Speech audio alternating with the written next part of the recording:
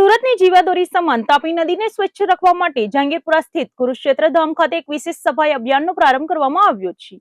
અધિક માસ નિમિત્તે ઉમટી પડતા હજારો શ્રદ્ધાળુઓને સ્નાન કરવા માટે કોઈ અગવડ ન પડે અને તાપી ઘાટ સુંદર દેખાય તે હેતુથી વિવિધ સામાજિક સંસ્થાઓએ આ બીડું ઉપાડ્યું છે। સુરતના જહાંગીરપુરા વિસ્તારમાં આવેલ પવિત્ર કુરુક્ષેત્ર ધામ ખાતે તાપી સફાઈ અભિયાનનો ભવ્ય કાર્યક્રમ યોજવામાં આવ્યો હતો। તાપી મૈયા પ્રત્યેની શ્રદ્ધા અને પર્યાવરણની જાળવણીના સંગમ સમાન આ અભિયાનમાં શહેરની નામી અનામી સંસ્થાઓ એક મંચ પર જોવા મળી હતી। વર્તમાનમાં ચાલી રહેલા પવિત્ર અધિક માસ દરમિયાન કુરુક્ષેત્ર ઘાટ પર હજારોની સંખ્યામાં શ્રદ્ધાળુઓ સ્નાન કરવા અને પૂજન અર્ચન કરવા માટે આવતા હોય છે। શ્રદ્ધાળુઓ જ્યારે પવિત્ર સ્નાન માટે આવે ત્યારે તેમને ગંદકીનો સામનો ન કરવો પડે અને ઘાટની ગરિમા જળવાઈ રહે તે આ અભિયાનનો મુખ્ય ઉદ્દેશ્ય છે। આ ભગીરથ કાર્યમાં કુરુક્ષેત્ર ટ્રસ્ટની સાથે પૂજ્ય મોટા હરિઓમ ટ્રસ્ટ, તાપી નમ શુભ્ય ટ્રસ્ટ અને તેમજ અનેક સામાજિક સંસ્થાઓના સભ્યો મોટી સંખ્યામાં જોડાયા હતા। હાથમાં ઝાડુ અને સફાઈના સાધનો લઈને સ્વયંસેવકોએ તાપી નદીના કિનારે ચકચકાટ કરવા માટે પરસેવો પાડ્યો હતો। આયોજકોના જણાવ્યા અનુસાર શ્રદ્ધાળુઓની સુવિધાને ધ્યાનમાં રાખીને આ સફાઈ અભિયાન 2 દિવસ સુધી ચલાવવામાં આવશે। પ્રથમ દિવસથી જ સંસ્થાઓના સહિયારા પ્રયાસોને કારણે ઘાટની સુંદરતાના નોંધપાત્ર ફેરફાર જોવા મળ્યો છે। શ્રદ્ધાળુઓને પણ અપીલ કરવામાં આવી છે કે તેઓ તાપી મૈયાની પવિત્રતા જાળવી રાખે અને કચરો નદીમાં ન ફેંકે।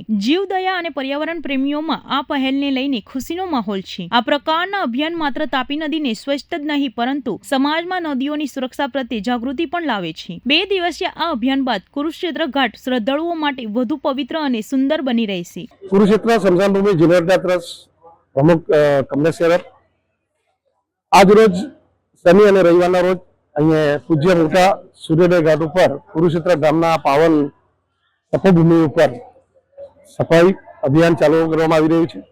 2 દિવસના સફાઈ અભિયાનમાં જે હિન્દુ શ્રદ્ધાળુઓ પર ડે સરેરાશ 10 થી વધારે લોકો અહીંયા 10,000 થી વધારે લોકો તાપી સ્નાન માટે અનુભવશે। તે રીતે પિતૃ તર્પણ માટે બી શ્રદ્ધાળુઓ ખૂબ મોટી સંખ્યામાં અહીંયા આવશે।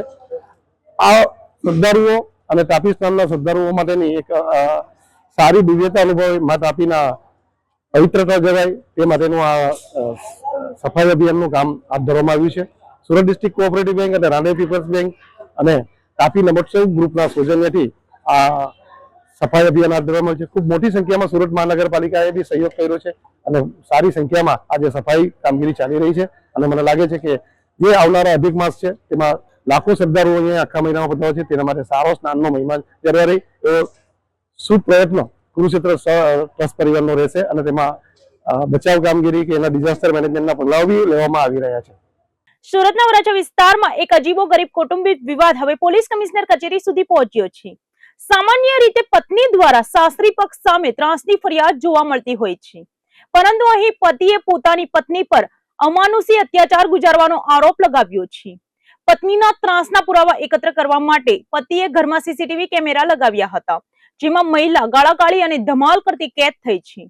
સુરતના વરાછા વિસ્તારમાં રહેતા ભરત કાછડિયાએ પોતાની પત્ની સામે ગંભીર આક્ષેપો સાથે પોલીસ કમિશનરનો દરવાજો ખખડાવ્યો છે। પતિનો આરોપ છે કે લગ્ન જીવન દરમિયાન એક દીકરાના જન્મ બાદ પત્નીએ પરિવાર પર ત્રાસ ગુજારવાનું શરૂ કર્યું છે। પત્નીની રોજે રોજની ધમાલથી આખો પરિવાર પરેશાન થઈ ગયો હોવાની ફરિયાદ કરવામાં આવી છે। મહત્વની વાત તો એ છે કે પત્નીના આ કથિત ત્રાસને સાબિત કરવા માટે પતિએ પોતાના જ ઘરમાં સીસીટીવી કેમેરા લગાવવાની ફરજ પડી હતી। વાયરલ થયેલા સીસીટીવી ફૂટેજમાં જોઈ શકાય છે કે મહિલા અત્યંત આક્રોશિત અવસ્થામાં છે અને પતિ તેમજ પરિવારના સભ્યોને ગંદી ગાળો આપી રહી છે। આ ફૂટેજને હવે પતિએ પુરાવા તરીકે પોલીસ સમક્ષ રજૂ કર્યા છે। ભરત કાછડિયાના જણાવ્યા અનુસાર અગાઉ પત્ની પિયર જતી રહી હતી, પરંતુ પરત આવ્યા બાદ ફરીથી તમાશો શરૂ કર્યો હતો। એટલું જ નહીં, જ્યારે મામલો થાણે પાડવા પોલીસને બોલાવવામાં આવી હતી ત્યારે મહિલાએ પોલીસની હાજરીમાં પણ અપશબ્દો બોલવાનું ચાલુ રાખ્યું હોવાનો દાવો કરવામાં આવ્યો છે। એક તરફ મહિલાએ ભરણપોષણ એટલે કે ખાધા ખોરાકીનો કેસ કર્યો છે, તો બીજી તરફ પતિએ પત્નીની હિંસક વર્તણૂકના પુરાવા એકઠા કર્યા છે। બીજી તરફ પત્નીના પણ પોતાના આરોપ છે। પત્નીનું કહેવું છે કે પતિ તેનું યોગ્ય ભરણપોષણ નથી કરતો અને તેના કારણે જ આ વિવાદ વકર્યો છે। બંને પક્ષો વચ્ચેની ખેંચતાણને પગલે હવે આખો મામલો પોલીસ કમિશનર કચેરીએ પહોંચ્યો છે, જ્યાં ઉચ્ચ અધિકારીઓ દ્વારા બંને પક્ષની દલીલો સાંભળવામાં આવી રહી છે। હાલમાં પોલીસે આ કિસ્સામાં સમજવાટથી ઉકેલ લાવવાનો પ્રયાસ કર્યો છે। પતિ પત્નીના આ વિવાદમાં સત્ય શું છે તે તો તપાસ બાદ જ બહાર આવશે, પરંતુ સીસીટીવી કેમેરામાં કેદ થયેલા આ દ્રશ્યોએ અત્યારે આખા વરાછા વિસ્તારમાં ચર્ચા જગાવી છે। સુરતના ઉધના વિસ્તારમાં આવેલી એક કેશ મેનેજમેન્ટ કંપનીમાં પિતા પુત્રની જોડીએ જ વિશ્વાસઘાત કરી લાખો રૂપિયાની ઉચાપત કરી હોવાની ઘટના સામે આવી છે।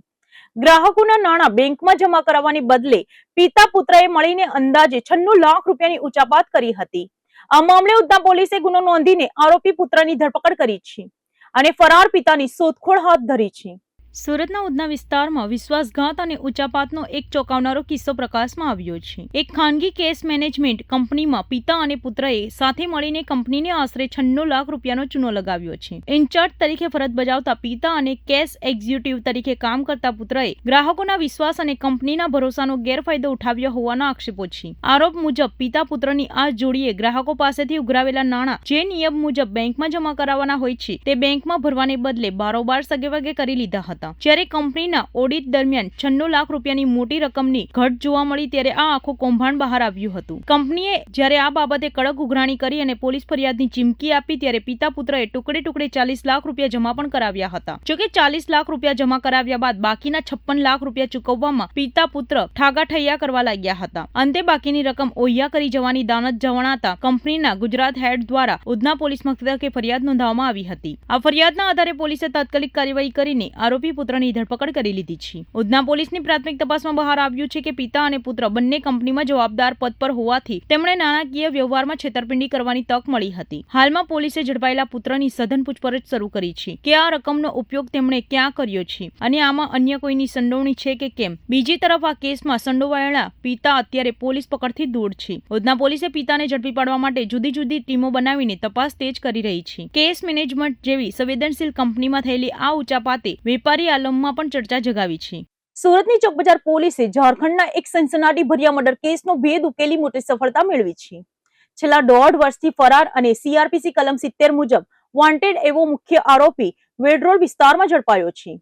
માત્ર 25,000 રૂપિયાની લેતી દેતીમાં મિત્રની હત્યા કરી લાશને કબ્રસ્તાનમાં દાટી દેવાના આ ચકચારી કેસમાં હવે સુરત પોલીસે આરોપીને દબોચીને કાયદેસરની કાર્યવાહી હાથ ધરી છે. સુરત શહેરની ચોકબજાર પોલીસ સ્ટેશનની સર્વેલન્સ ટીમે આંતરરાજ્ય ગુનાખોરી ડામવા માટે એક મહત્વપૂર્ણ ઓપરેશન પાર પાડ્યું છે. ઝારખંડના ચિરાચાસ પોલીસ સ્ટેશન વિસ્તારમાં થયેલા એક ચકચારી મર્ડર કેસના મુખ્ય સૂત્રધાર સુરતના વેડ રોડ પર છુપાયા હોવાની બાતમી પોલીસને મળી હતી. જેના આધારે પોલીસે છટકું ગોઠવી રાજન ઉર્ફ રંજનકુમાર રાજેન્દ્ર રામને દબોચી લીધો હતો. આ સમગ્ર મામલાની વિગત એવી છે કે 14 જૂન 2022 ના રોજ ખાલિક અંસારી નામનો યુવક ગુમ થયો હતો. જે અંગે ઝારખંડમાં ગુમ જાણવા જોગ ફરિયાદ નોંધાઈ હતી. લાંબા સમય સુધી પુત્રનો કોઈ પતો ન લાગતા ખાલિકના પિતાએ ન્યાય માટે હાઈકોર્ટના સ્પેશિયલ પિટિશન દાખલ કરી હતી. હાઈકોર્ટના કડક વલણ બાદ આ કેસમાં SIT એટલે કે સ્પેશિયલ ઇન્વેસ્ટિગેશનની ટીમની રચના કરવામાં આવી હતી. SITની તપાસ દરમિયાન ચોંકાવનારો ખુલાસો થયો હતો. તપાસ ટીમે એક કબ્રસ્તાનમાં ખોદકામ કરાવતા ત્યાંથી માનવ કંકાળ મળી આવ્યું હતું. આ કંકાળનો DNA ટેસ્ટ કરાવતા તે ગુમ થયેલા ખાલિક અંસારીનું જ હોવાનું સાબિત થયું હતું. આ સાથે જ ગુમ થયેલા યુવકની હત્યા થઈ હોવાનું સ્પષ્ટ થતા ઝારખંડ પોલીસે તપાસ તેજ કરી હતી. હત્યા પાછળનું કારણ માત્ર 25,000 રૂપિયાની લેતી દેતી હોવાનું બહાર આવ્યું છે. મિત્રએ જ મિત્રનો વિશ્વાસઘાત કરી મોતને ઘાટ ઉતાર્યો હતો. ઝારખંડ પોલીસે આ કેસમાં અગાઉ 2 સાગરીતોની ધરપકડ કરી લીધી હતી. પરંતુ મુખ્ય આરોપી રાજન રામ પોલીસને થાપ આપી સુરત ભાગી આવ્યો હતો અને અહીં વેર રોડ પર નામ બદલીને છુપાયો હતો. ચોકબજાર પોલીસે ઝડપાયેલા આરોપી રાજન રામ અંગેની જાણ ઝારખંડ પોલીસને કરી હતી. CRPC કલમ 70 મુજબ વોરંટ ધરાવતો આ આરોપી હવે જેલના સળિયા પાછળ જશે. સુરત પોલીસની આ સતર્કતાને કારણે ઝારખંડના 1.5 વર્ષ જૂના રહસ્યમય મર્ડર કેસમાં ન્યાયની આશા જાગી છે. મહારાષ્ટ્રના નવાપુર બર્ડ ફ્લૂના હાહાકાર બાદ હવે સુરતનું વહીવટીતંત્ર પણ એક્શન મોડમાં આવ્યું છે. લાખો મરઘીઓના મોત અને સામૂહિક કલિંગના આદેશ બાદ સુરતના મરઘા ઉછેર કેન્દ્રો પર હાઈ એલર્ટ જાહેર કરવામાં આવ્યું છે. પશુપાલન વિભાગ દ્વારા અત્યાધુનિક બાયોસિક્યુરિટી અમલી બનાવી પક્ષીઓ અને મનુષ્યોની સુરક્ષા માટે ચુસ્ત બંદોબસ્ત ગોઠવવામાં આવ્યો છે. મહારાષ્ટ્રના સરહદી વિસ્તાર એવા નવાપુરમાં બર્ડ ફ્લૂના વાયરસનો પ્રકોપ જોવા મળી રહ્યો છે. ત્યાં લાખોની સંખ્યામાં મરઘીઓને મારી નાખવાનો એટલે કે ક્લિનિંગ કરવાનો આદેશ આપવામાં આવ્યો છે. નવાપુર સુરતથી નજીક હોવાથી અને આ વાયરસ મનુષ્ય માટે પણ જોખમી હોવાથી સુરત જિલ્લા પશુપાલન વિભાગ દ્વારા તાત્કાલિક અસરથી તમામ મરઘા કેન્દ્રો પર હાઈ એલર્ટ આપી દેવાયું છે. સુરતમાં પશુપાલન વિભાગના ડોક્ટર દિવ્યા ચૌધરીના સીધા માર્ગદર્શન હેઠળ બાયોસિક્યુરિટીના કડક નિયમો લાગુ કરવામાં આવ્યા છે. આ પ્રોટોકોલ હેઠળ જિલ્લાના તમામ મોટા પોલ્ટ્રી ફાર્મમાં બહારથી વ્યક્તિઓના પ્રવેશ પર સત્તંદર પ્રતિબંધ લાદી દેવામાં આવ્યો છે. ફાર્મની આસપાસ ચુસ્ત ફેન્સિંગ કરવામાં આવી છે, જેથી બહારના પક્ષીઓ સંપર્કમાં ન આવે. તંત્ર દ્વારા આગોતરા પગલાંના ભાગરૂપે દરેક કેન્દ્ર પર ખાસ આઇસોલેશન વોર્ડ તૈયાર કરવામાં આવ્યા છે. જો કોઈ પક્ષીમાં બીમારીના લક્ષણો જણાય તો તેને તુરંત જ અલગ કરી શકાય તેવી વ્યવસ્થા ગોઠવવામાં આવી છે. આ ઉપરાંત મરઘા કેન્દ્રોમાં કામ કરતા શ્રમિક માટે પણ ખાસ ગાઈડલાઈન જાહેર કરવામાં આવી છે, જેથી વાયરસનું સંક્રમણ અટકી શકાય. ડોક્ટર દિવ્યા ચૌધરીના જણાવ્યા અનુસાર અત્યાર સુધી સુરત જિલ્લામાં સ્થિતિ સંપૂર્ણ નિયંત્રણમાં છે, પરંતુ સાવચેતીના ભાગરૂપે સતત મોનિટરિંગ કરવામાં આવી રહ્યું છે. પોલ્ટ્રી ફાર્મના માલિકોને પણ સૂચના આપવામાં આવી છે કે કોઈ પણ શંકાસ્પદ મૃત્યુના કિસ્સામાં તુરંત વિભાગને જાણ કરવી. નવાપુરની ગંભીર સ્થિતિને જોતા સુરતની સરહદો પર પક્ષીઓની અવરજવર પર દેખરેખ રાખવામાં આવી છે. ઉનાળાની શરૂઆત સાથે જ બર્ડ ફ્લૂનો ભય વધતા પોલ્ટ્રી ઉદ્યોગ સાથે જોડાયેલા લોકોમાં ચિંતા છે, પરંતુ સરકારી તંત્રની સક્રિયતાને કારણે સુરક્ષિત વાતાવરણ ઊભું કરવાનો પ્રયાસ થઈ રહ્યો છે. ડૉક્ટર દિવ્યાજી ચૌધરી, મદદનીશ પશુપાલન નિયામક તરીકે ઘનિષ્ઠ મરઘા વિકાસ ઘટક સુરત ખાતે અહીં ફરજ બજાવું છું. અહીં અમે ફાર્મ ખાતે બાયોસિક્યુરિટી મેઝર્સ અંતર્ગત સાવચેતીના પગલાં રાખવામાં આવે છે. અહીં ફાર્મમાં સ્ટાફ સિવાયના વ્યક્તિઓનો પ્રવેશ પ્રતિબંધ છે. ફાર્મના એન્ટ્રન્સમાં ફૂટબાથ રાખવામાં આવ્યું છે, જેમાં જંતુનાશક દવાનો ઉપયોગ કરીએ છીએ, જેથી બહારના વ્યક્તિ દ્વારા અંદર રોગ ફેલાય નહીં. ત્યારબાદ અમે ફાર્મની ફરતે ફેન્સિંગની વ્યવસ્થા છે, જેથી બાહ્ય પરિબળો જેવા કે કોઈ અન્ય જાનવર અંદર પ્રવેશી શકે નહીં. તેમજ ફાર્મની અંદર નિયમિત રીતે સાફ સફાઈ કરવામાં આવે છે. મરઘાઓના આહાર માટેના સાધનો, ખોરાક પાણીના સાધનોનો રેગ્યુલર અમે સફાઈ રાખવામાં આવે છે, તથા નવા પક્ષીઓને અલગ રાખવામાં આવે છે અને પક્ષીઓને બીમાર પડતા એને અલગ રાખી એની અલગ સાવચેતી રાખવામાં આવે છે. તથા અમે અહીં પક્ષીઓનું રેગ્યુલર વેક્સિનેશન પણ કરીએ છીએ. સુરતના કામરેજ નજીક વેલંજા વિસ્તારમાં પાડોશીઓ વચ્ચે નજીવી બાબતે મોટું ઢીંગાણું થયું હોવાની ઘટના સામે આવી છે. માત્ર ચડ્ડી પહેરીને રમવા જેવી સામાન્ય બાબતે થયેલો વિવાદ એટલો ઉગ્ર બન્યો કે પાડોશી મહિલા સાથે ઝપાઝપી કરી તેના કપડા ફાડી નાખ્યા હતા. આ મામલે ઉત્તરાયણ પોલીસે માતા પિતા અને પુત્ર સહિત 3 લોકો સામે ગુનો નોંધી તપાસ હાથ ધરી છે.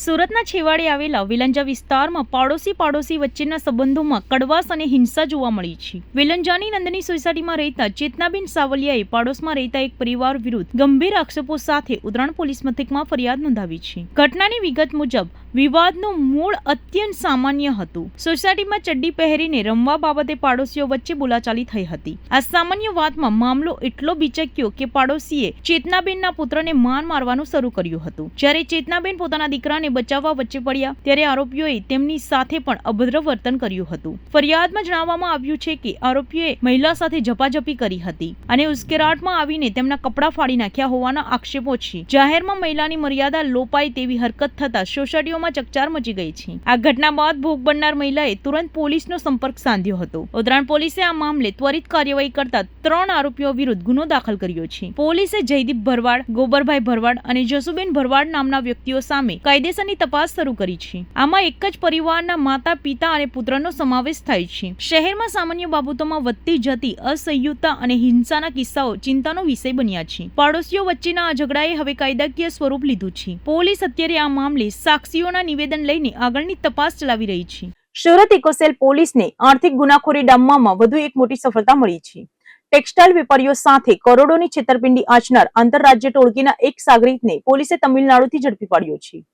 આરોપીઓએ બોગસ પેઢી ઉભું કરીને 10.43 કરોડ રૂપિયાનો ચૂનો લગાવ્યો હોવાનું સામે આવ્યું છે. સુરતના ટેક્સટાઇલ ઉદ્યોગની નિશાન બનાવીને કરોડોની ઠગાઈ આચરતી ટોળકીના મુખ્ય સાગરીત ગણેશન મુરલી ઉર્ફ થંગાવેલની ઇકોસેલ દ્વારા ધરપકડ કરવામાં આવી છે. આ સમગ્ર કૌભાંડની વિગત એવી છે કે ગત 9 માર્ચના રોજ સચિન પોલીસ મથકે છેતરપિંડીનો ગુનો નોંધાયો હતો, જેની તપાસ બાદમાં ઇકોસેલને સોંપવામાં આવી હતી. આરોપીઓએ અત્યંત સાતી રીતે છેતરપિંડીનું આયોજન કર્યું હતું. ગણેશન અને તેના સાથીદારોએ આ આધાર કાર્ડમાં ચેડા કરી ખોટા એડ્રેસ બનાવી શિવમ ટ્રેડ્સ નામે એક બનાવટી પેઢી ઊભી કરી હતી. આ બોગસ પેઢીના નામે આરોપીઓએ જીએસટી નંબર પણ મેળવી લીધો હતો, જેથી કોઈને શંકા ન જાય. વેપારીઓનો વિશ્વાસ જીતવા માટે આરોપીઓએ પહેલા 2 કરોડ રૂપિયા જેટલું એડવાન્સ પેમેન્ટ કર્યું હતું. વિશ્વાસ સંપાદન કર્યા બાદ તેમને સુરતના ટેક્સટાઇલ વેપારીઓ પાસેથી 2.43 કરોડની જેકાર્ડ સાડીનો માલ મંગાવ્યો હતો. આટલું જ નહીં, કર્ણાટકના મેસૂર ખાતે પણ આ જ રીતે કરોડોનો માલ મંગાવી કુલ 10.43 કરોડની છેતરપિંડી આચરી હાથ અદ્ધર કરી દીધા હતા. આ મસમોટા કૌભાંડમાં કુલ 6 થી વધુ આરોપીઓ સામેલ છે. પકડાયેલ આરોપી ગણેશન મુરલી અગાઉ બેંગલુરુ પોલીસ સ્ટેશનમાં નોંધાયેલા ગુનામાં પણ ફરાર હોવાનું બહાર આવ્યું છે. સુરત ઇકો સેલે આરોપીને કોર્ટમાં રજૂ કરી 6 દિવસના રિમાન્ડ મેળવ્યા છે, જેથી આ ટોળકીના અન્ય સભ્યો અને ઠગાઈના નાણાં ક્યાં રોકવામાં આવ્યા છે તેની વિગતો મેળવી શકાય. સુરત પોલીસના જણાવ્યા મુજબ અન્ય ફરાર આરોપીઓને પકડવા માટે પણ ચક્કો ગતિમાન કરવામાં આવ્યા છે. વેપારીઓને પણ અજાણી પેઢીઓ સામે મોટા સોદા કરતા પહેલા સાવચેતી રાખવી અનિવાર્ય બની છે. ઇકોસેલની આ કાર્યવાહીથી ટેક્સટાઇલ બજારમાં ઠગાઈ આચરતા તત્વોમાં ફફડાટ વ્યાપી ગયો છે.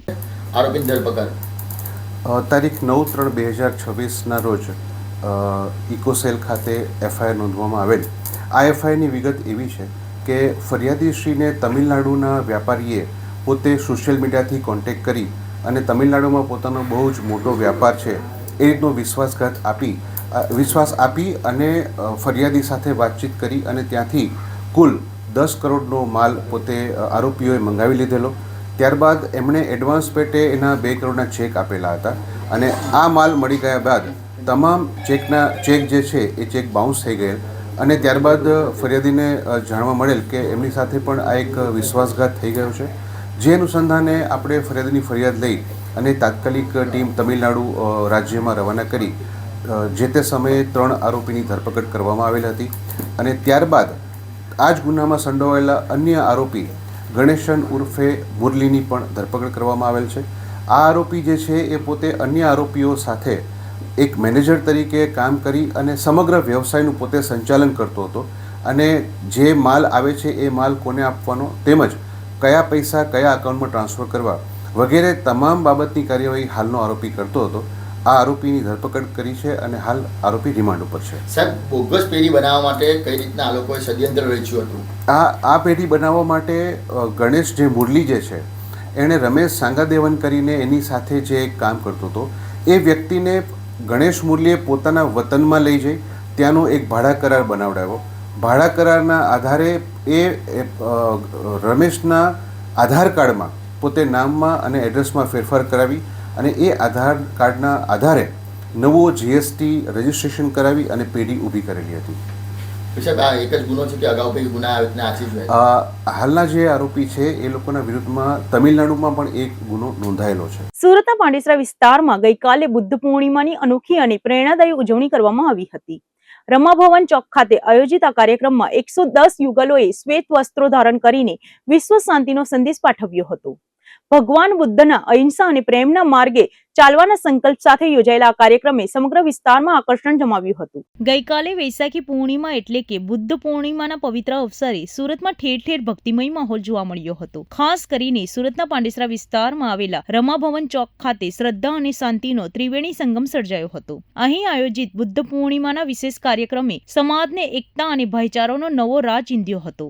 ગઈકાલના આયોજનનું સૌથી મોટું આકર્ષણ ત્યાં સહભાગી થયેલા 110 કપલ્સ હતા. આ તમામ યુગલોએ વ્હાઇટ એટલે કે શ્વેત વસ્ત્રો ધારણ કરીને ભગવાન બુદ્ધની આરાધનામાં ભાગ લીધો હતો. સફેદ રંગ શાંતિ અને પવિત્રતાનું પ્રતીક છે અને તમામ યુગલોએ એક સરખા વસ્ત્રોમાં સજ્જ થઈને વિશ્વમાં શાંતિ સ્થપાય તેવો સંદેશ વહેતો કર્યો હતો. આ નયનરમ્ય દ્રશ્ય જોઈને સૌ કોઈ મંત્રમુગ્ધ થઈ ગયા હતા. આ ભવ્ય આયોજન પાછળનો મુખ્ય ઉદ્દેશ્ય વર્તમાન સમયમાં વિશ્વમાં શાંતિનો માર્ગ પ્રશસ્તન કરવાનો છે. ભગવાન બુદ્ધે આપેલા અહિંસા અને કરુણાના સંદેશને લોકો પોતાના જીવનમાં ઉતારે અને સૌ કોઈ એકબીજા સાથે વેર ઝેર ભૂલીને પ્રેમથી આગળ વધે તેવા ઉમદા વિચાર સાથે આ કાર્યક્રમ સંપન્ન થયો હતો. ધાર્મિક વિધિ અને પ્રાર્થના બાદ અહીં મહાપ્રસાદીનું પણ સુંદર આયોજન કરવામાં આવ્યું હતું. બુદ્ધ પૂર્ણિમાના દિવસે ખીરનું વિશેષ મહત્વ હોવાથી પાંડેસરાના આ કાર્યક્રમમાં 500 થી વધુ શ્રદ્ધાળુઓએ ઉમકાભેર ખીરની પ્રસાદીનો લાભ લીધો હતો. ભક્તિભાવ સાથે પ્રસાદ ગ્રહણ કરીને લોકોએ ધન્યતા અનુભવી હતી.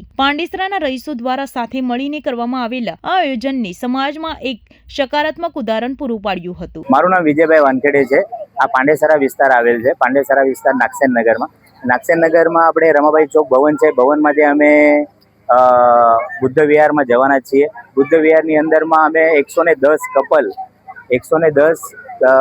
સાથે વ્હાઇટ એન્ડ વ્હાઇટ કપડાં પરિધાન કરીને એક વિહારની અંદરમાં ધમ્મ દેશના આદરણીય વાયડી સપકાલ ગુરુજી એમના હસ્તકે અમે સાંભળવાના છે એમને, અને એક ખીરદાનનો બી કાર્યક્રમ અમે રાખ્યો છે. ખીરદાન ગ્રહણ કરીને એ કાર્યક્રમ અમે સમાપન કરવાના છે. કેટલા લોકો ખીરદાનનો કાર્યક્રમનો લાભ લઈ શકે છે અને શું મેસેજ આપવાનો? 500 થી 600 લોકોનું ખીરદાન છે. આટલા બધા લોકો લાભ લેશે અને મેસેજ એ જ કે ભાઈ જે તથાગત ભગવાન બુદ્ધએ શાંતિનો સંદેશ આપ્યો છે, બધાને કીધું છે કે ભાઈ આખા વિશ્વમાં શાંતિનો સંદેશ મોકલ્યો છે. એવી જ રીતે કે અમારી પણ એ જ પ્રાર્થના છે બધા લોકોને કે ભાઈ શાંતિ જાળવી રાખો અને એકબીજા જોડે પ્રેમ ભાવના રાખો. આ જ અમે મેસેજ આપવા માંગીએ છીએ. સમાજને જોડવા માટે શું મેસેજ આપો? સમાજ જોડવા માટે એ જ કે ભાઈ એકબીજાથી જે ભાવના છે આપણે જોડાવેલી છે, જે આપણે ધમ્મના માધ્યમથી જોડાયેલા છે, એ ભાવના આપણે બરકરાર રાખીએ. ધમ્મથી આપણે આપણા જીવનની અંદરમાં ધમ્મ રાખીશું તો એકબીજાને સાથ સહકાર તરીકે એકબીજાને આપણે વધાવશું. સુરતના અડાજણ વિસ્તારમાં મોર્નિંગ વોક પર નીકળતા નાગરિકોને નિશાન બનાવતા મોબાઈલ સ્નેચરને ઝડપી પાડવામાં પોલીસને મોટી સફળતા મળી છે. રીઢા ગુનેગાર તૌસીફ ઉર્ફ બગલાને પોલીસે બાતમીના આધારે દબોચી લઈને તેની પાસેથી મોબાઈલ અને મોપેડ સહિતનો મુદ્દામાલ કબજે કર્યો છે. સુરત શહેરના અડાજણ વિસ્તારમાં છેલ્લા કેટલાક સમયથી મોબાઈલ સ્નેચિંગની ઘટનાઓએ માથું ઉચક્યું છે. ખાસ કરીને વહેલી સવારે મોર્નિંગ વોક માટે નીકળતા લોકો તસ્કરોનો સોફ્ટ ટાર્ગેટ બની રહ્યા હતા. આ મામલે સતર્ક થયેલી અડાજણ પોલીસે ગુપ્ત બાતમીના આધારે ઓપરેશન પાર પાડીને એક સાતીર મોબાઈલ સ્નેચરને જેલના સળિયા પાછળ ધકેલી દીધો છે. પોલીસના હાથે ઝડપાયેલા આરોપીનું નામ તૌસીફ ઉર્ફ બગલો આસિફ શેખ છે. આ શખ્સે અડાજણ વિસ્તારમાં મોર્નિંગ વોક કરી રહેલા બે અલગ અલગ વ્યક્તિઓના હાથમાંથી મોબાઈલ ફોન જૂટવીને મોપેડ પર ફરાર થઈ જવાની ઘટનાને અંજામ આપ્યો હતો. આ ઘટના બાદ પોલીસ ટેકનિકલ સર્વેલન્સ અને હ્યુમન ઇન્ટેલિજન્સની મદદથી તેને શોધી રહી હતી. અડાજણ પોલીસે ચોક્કસ બાતમીના આધારે તૌસીફને ઝડપી પાડ્યો છે. તેની પાસેથી સ્નેચિંગ કરેલા બે કિંમતી મોબાઈલ અને ગુનામાં વપરાયેલું મોપેડ મળી આવ્યું છે. પોલીસે કુલ 68,000 રૂપિયાનો મુદ્દામાલ કબજે કર્યો છે. પ્રાથમિક તપાસમાં બહાર આવ્યું છે કે આરોપી ઝડપથી પૈસા કમાવાની લાલચમાં આ પ્રકારના ગુના આચરતો હતો. આરોપી તૌસીફ ઉર્ફ બગલો અગાઉ પણ અન્ય કોઈ ગુનાહિત પ્રવૃત્તિમાં સામેલ છે કે કેમ તે દિશામાં હવે પોલીસે તપાસ કેન્દ્રિત કરી છે. ખાસ કરીને શહેરના અન્ય કયા વિસ્તારોમાં તેણે મોબાઈલ સ્નેચિંગની ઘટનાઓને અંજામ આપ્યો છે તે જાણવા માટે પોલીસ તેની સઘન પૂછપરછ કરી રહી છે. સુરત પોલીસ દ્વારા મોર્નિંગ વોકર્સની સુરક્ષા માટે પેટ્રોલિંગ સઘન બનાવવામાં આવ્યું છે. આ સફળ ટ્રેપ બાદ ડીસીપી લખધીરસિંહ ઝાલાએ મીડિયાને માહિતી આપતા જણાવ્યું હતું કે શહેરના દરેક વિસ્તારોમાં અસામાજિક તત્વો સામે કડક કાર્યવાહી ચાલુ રહેશે. આ ધરપકડથી અડાજણ વિસ્તારના રહીશોએ રાહતનો શ્વાસ લીધો છે. 4 મે 2026 રોજ અડાજણ ખાતે આવેલ બદ્રીનારાયણ મંદિરની પાસે બે અલગ અલગ મોબાઈલ સ્નેચિંગની ઘટના બનેલી. ઘટનાની ગંભીરતાને ધ્યાને લઈ સિનિયર અધિકારીઓ સહિત ઘટના સ્થળે જઈ તપાસ કરી અને ગુનો ડિટેક્ટ કરવા માટે વિવિધ ટીમો બનાવી અને પ્રયત્નો શરૂ કરવામાં આવેલા, જેમાં ટેકનિકલ ઇન્ટેલિજન્સ અને હ્યુમન ઇન્ટેલિજન્સના આધારે આ સ્નેચિંગની ઘટનાને અંજામ આપનાર આરોપીની ઓળખ થયેલ.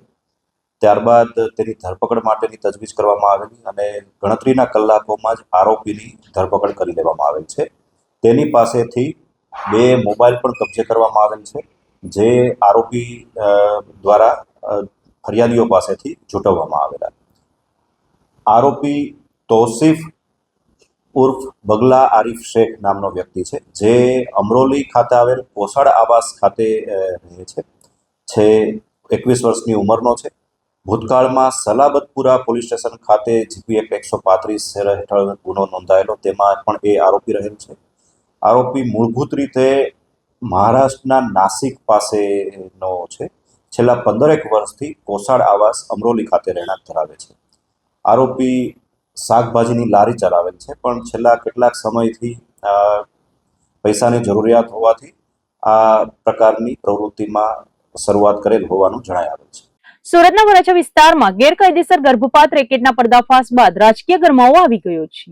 મમતા હોસ્પિટલ પર ત્રાટકેલા આરોગ્ય વિભાગે રેકેટ ઝડપી પાડ્યા બાદ વરાછાના ધારાસભ્ય અને પૂર્વ આરોગ્ય મંત્રી કુમાર કાનાણીએ આકરી પ્રતિક્રિયા આપી છે.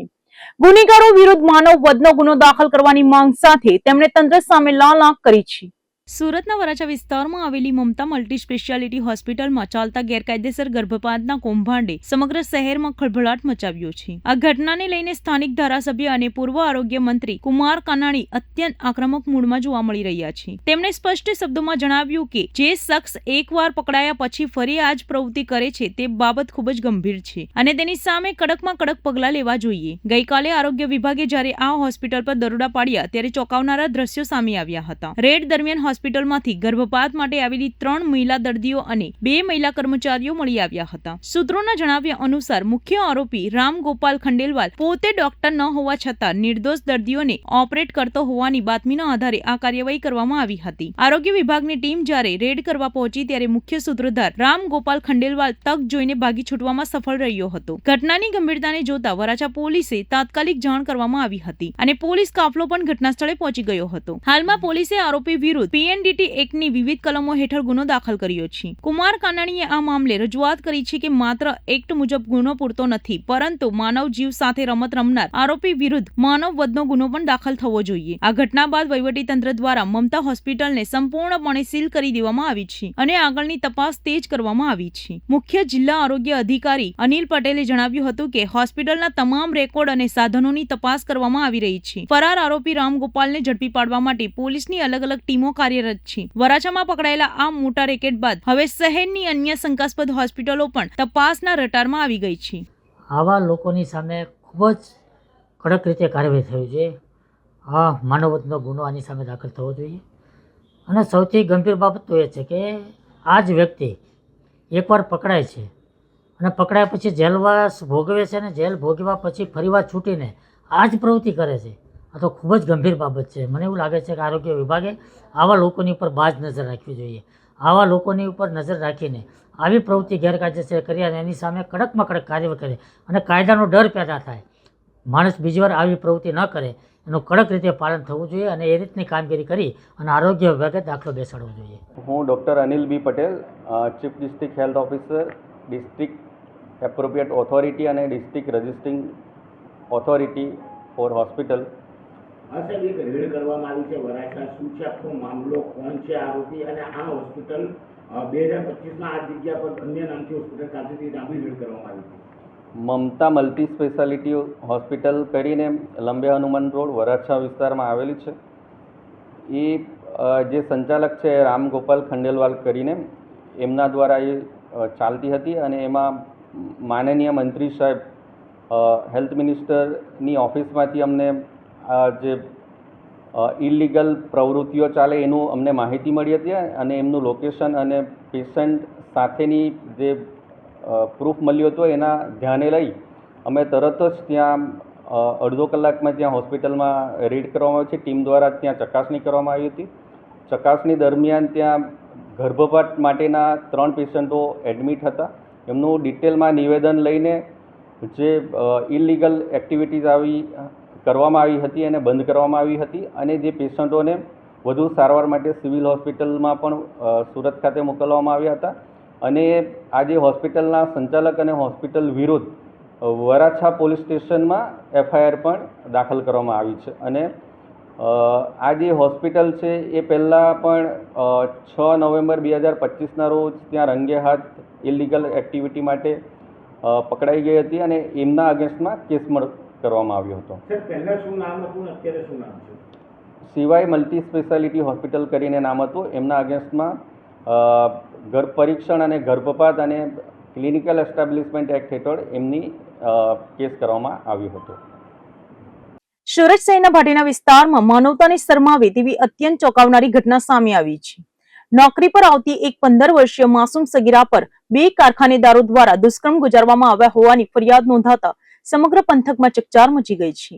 ઉધના પોલીસે આ મામલે કડક વલણ અપનાવીને બંને નરાધમ આરોપીઓને જેલના સળિયા પાછળ ધકેલી દીધા છે. સુરત શહેરના ઔદ્યોગિક હબ ગણાતા ભાટેના વિસ્તારમાંથી એક કલંકિત ઘટના પ્રકાશમાં આવી છે. અહીં પેટીયું રળવા માટે નોકરી પર આવતી 15 વર્ષીય માસૂમ સગીરાને 2 હવસખોર કારખાનેદારોએ પોતાની હવસનો શિકાર બનાવી હતી. માસૂમ કિશોરી સાથે શારીરિક અડપલા અને ત્યારબાદ બળાત્કાર જેવા જધન્ય ગુનો આચરવામાં આવતા સુરતવાસીઓમાં ભારે રોષ જોવા મળી રહ્યો છે. સમગ્ર ઘટનાની વિગત મુજબ સગીરા જે કારખાનામાં નોકરી કરતી હતી ત્યાંના મકાનના જ 2 માલિકોએ તેની મજબૂરીનો લાભ ઉઠાવ્યો હતો. માસૂમ દીકરી સાથે આચરેલા આ જધન્ય અપરાધની પરિવારને જાણ થતા તેઓએ હિંમત દાખવીને ન્યાય માટે પોલીસના દ્વાર ખખડાવ્યા હતા. ઉધના પોલીસ મથકે ફરિયાદ નોંધાતા જ ઉચ્ચ પોલીસ અધિકારીઓનો કાફલો હરકતમાં આવ્યો હતો. આ ગંભીર મામલે ઉધના પોલીસે ત્વરિત અને કડક કાર્યવાહી હાથ ધરી હતી. પોલીસે અલગ અલગ ટીમો બનાવીને છટકું ગોઠવીને બંને નરાધમ આરોપીઓને પરવેશ અને અરમાનને દબોચી લીધા હતા. પોલીસના હાથે ઝડપાયેલા બંને કારખાનેદારોને માનવતાની તમામ હદો વટાવી દીધી હતી, જેમને હવે કાયદાના શરણે લાવવામાં આવ્યા છે. હાલમાં પોલીસે બંને આરોપીઓની ધરપકડ કરી તેમની સામે કાયદેસરની કલમો હેઠળ ગુનો દાખલ કર્યો છે. સગીરાને તબીબી પરીક્ષણ માટે મોકલી આપવામાં આવી છે અને આ દુષ્કર્મમાં અન્ય કોઈની સંડોવણી છે કે કેમ તે દિશામાં પણ પોલીસે તપાસ કેન્દ્રિત કરી છે. સમાજ માટે ઘાતક સમાન આવા તત્વોને કડકમાં કડક સજા થાય તે માટે પોલીસ મક્કમ છે.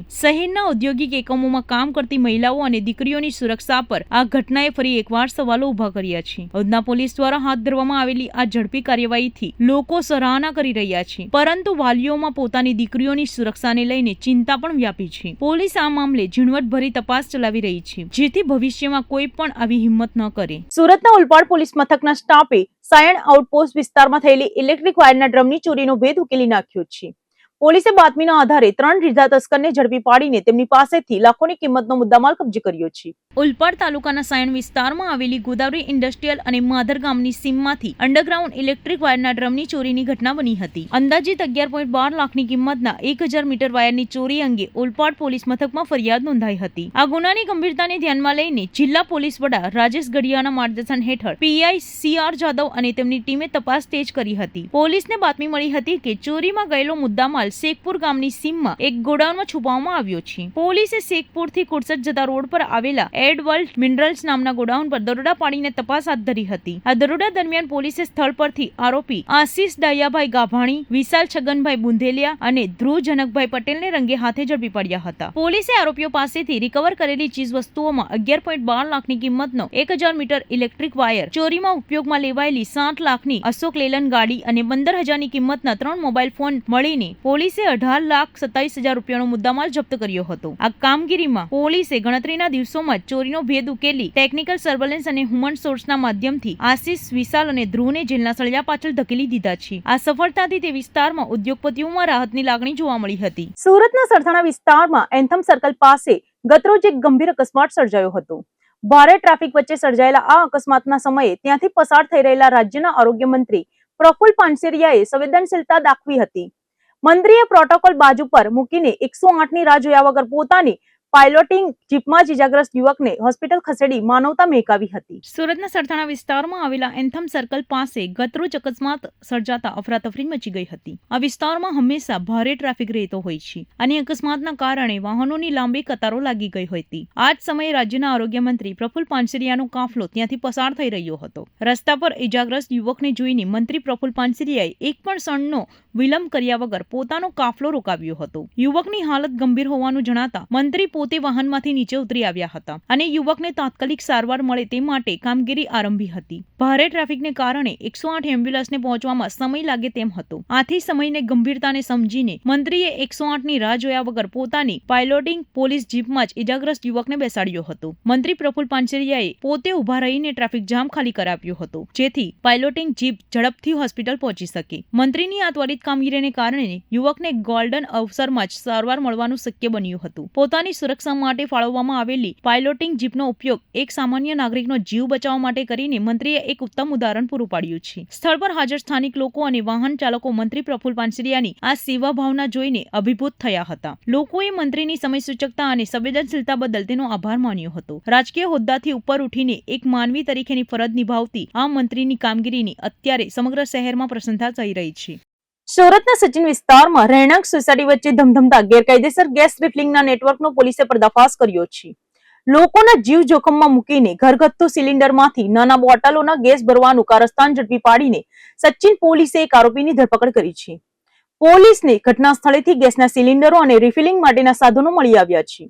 સુરત શહેરના સચિન પોલીસ સ્ટેશન વિસ્તારમાં ગેરકાયદેસર રીતે ગેસ સિલિન્ડર રિફિલિંગ કરવાનો ગંભીર મામલો સામે આવ્યો છે. સચિન પોલીસે બાતમીના આધારે સચિનની સાયનાથ સોસાયટીમાં ત્રાટકીને આરોપી અમિત મહેન્દ્ર પ્રસાદ કનોજિયાને રંગે હાથે ઝડપી પડ્યા છે. પોલીસ તપાસમાં જાણવા મળ્યું છે કે આરોપી કોઈ પણ પ્રકારની પરવાનગી વગર ઘરગથ્થુ અને કોમર્શિયલ ગેસ સિલિન્ડરોમાંથી નાના સિલિન્ડરોમાં ગેસ ભરવાનું જોખમી કામ કરતો હતો. રહેણાંક વિસ્તારોમાં કોઈ પણ પ્રકારની સુરક્ષા વ્યવસ્થા વગર ચાલતી આ પ્રવૃત્તિને કારણે આસપાસના લોકોના જાનમાલ પર મોટું જોખમ ઊભું થયું હતું. પોલીસ દરોડા દરમિયાન ઘટના સ્થળેથી HP કંપનીના મોટા ગેસ સિલિન્ડર, નાના ગેસ સિલિન્ડર, ગેસ રિફિલિંગ કરવાનું મશીન અને અન્ય સાધન સામગ્રી મળી આવી હતી. સૂત્રોના જણાવ્યા અનુસાર આરોપીના ઘરે 15 થી 20 ગેસ સિલિન્ડરનો જથ્થો સંગ્રહ કરવામાં આવ્યો હતો. પોલીસે અંદાજે 10,550 રૂપિયાનો મુદ્દામાલ કબજે કર્યો છે. સચિન પોલીસે આ મામલે ભારતીય ન્યાય સંહિતા 2023ની કલમ 278 હેઠળ ગુનો નોંધીને આરોપી અમિત કનોજિયાની ધરપકડ કરી છે. ગેસ રિફિલિંગ જેવી સ્ફોટક પ્રવૃત્તિઓના રહેણાંક વિસ્તારોમાં કરવા બદલ પોલીસ હવે આ કેસમાં કડક હાથે તપાસ કરી રહી છે. શહેરમાં અનેક વિસ્તારોમાં આ પ્રકારે ગેરકાયદેસર રિફિલિંગનું મોટું નેટવર્ક ચાલતું હોવાની શક્યતાઓ વચ્ચે પોલીસની આ કાર્યવાહીથી આવા તત્વોમાં ફફડાટ વ્યાપી ગયો છે. પોલીસ હવે એ દિશામાં તપાસ કરી રહી છે કે આરોપી આ મોટા ગેસ સિલિન્ડરનો ક્યાંથી મેળવતો હતો અને તેની સાથે આ નેટવર્કમાં અન્ય કેટલા લોકો સંડોવાયેલા છે.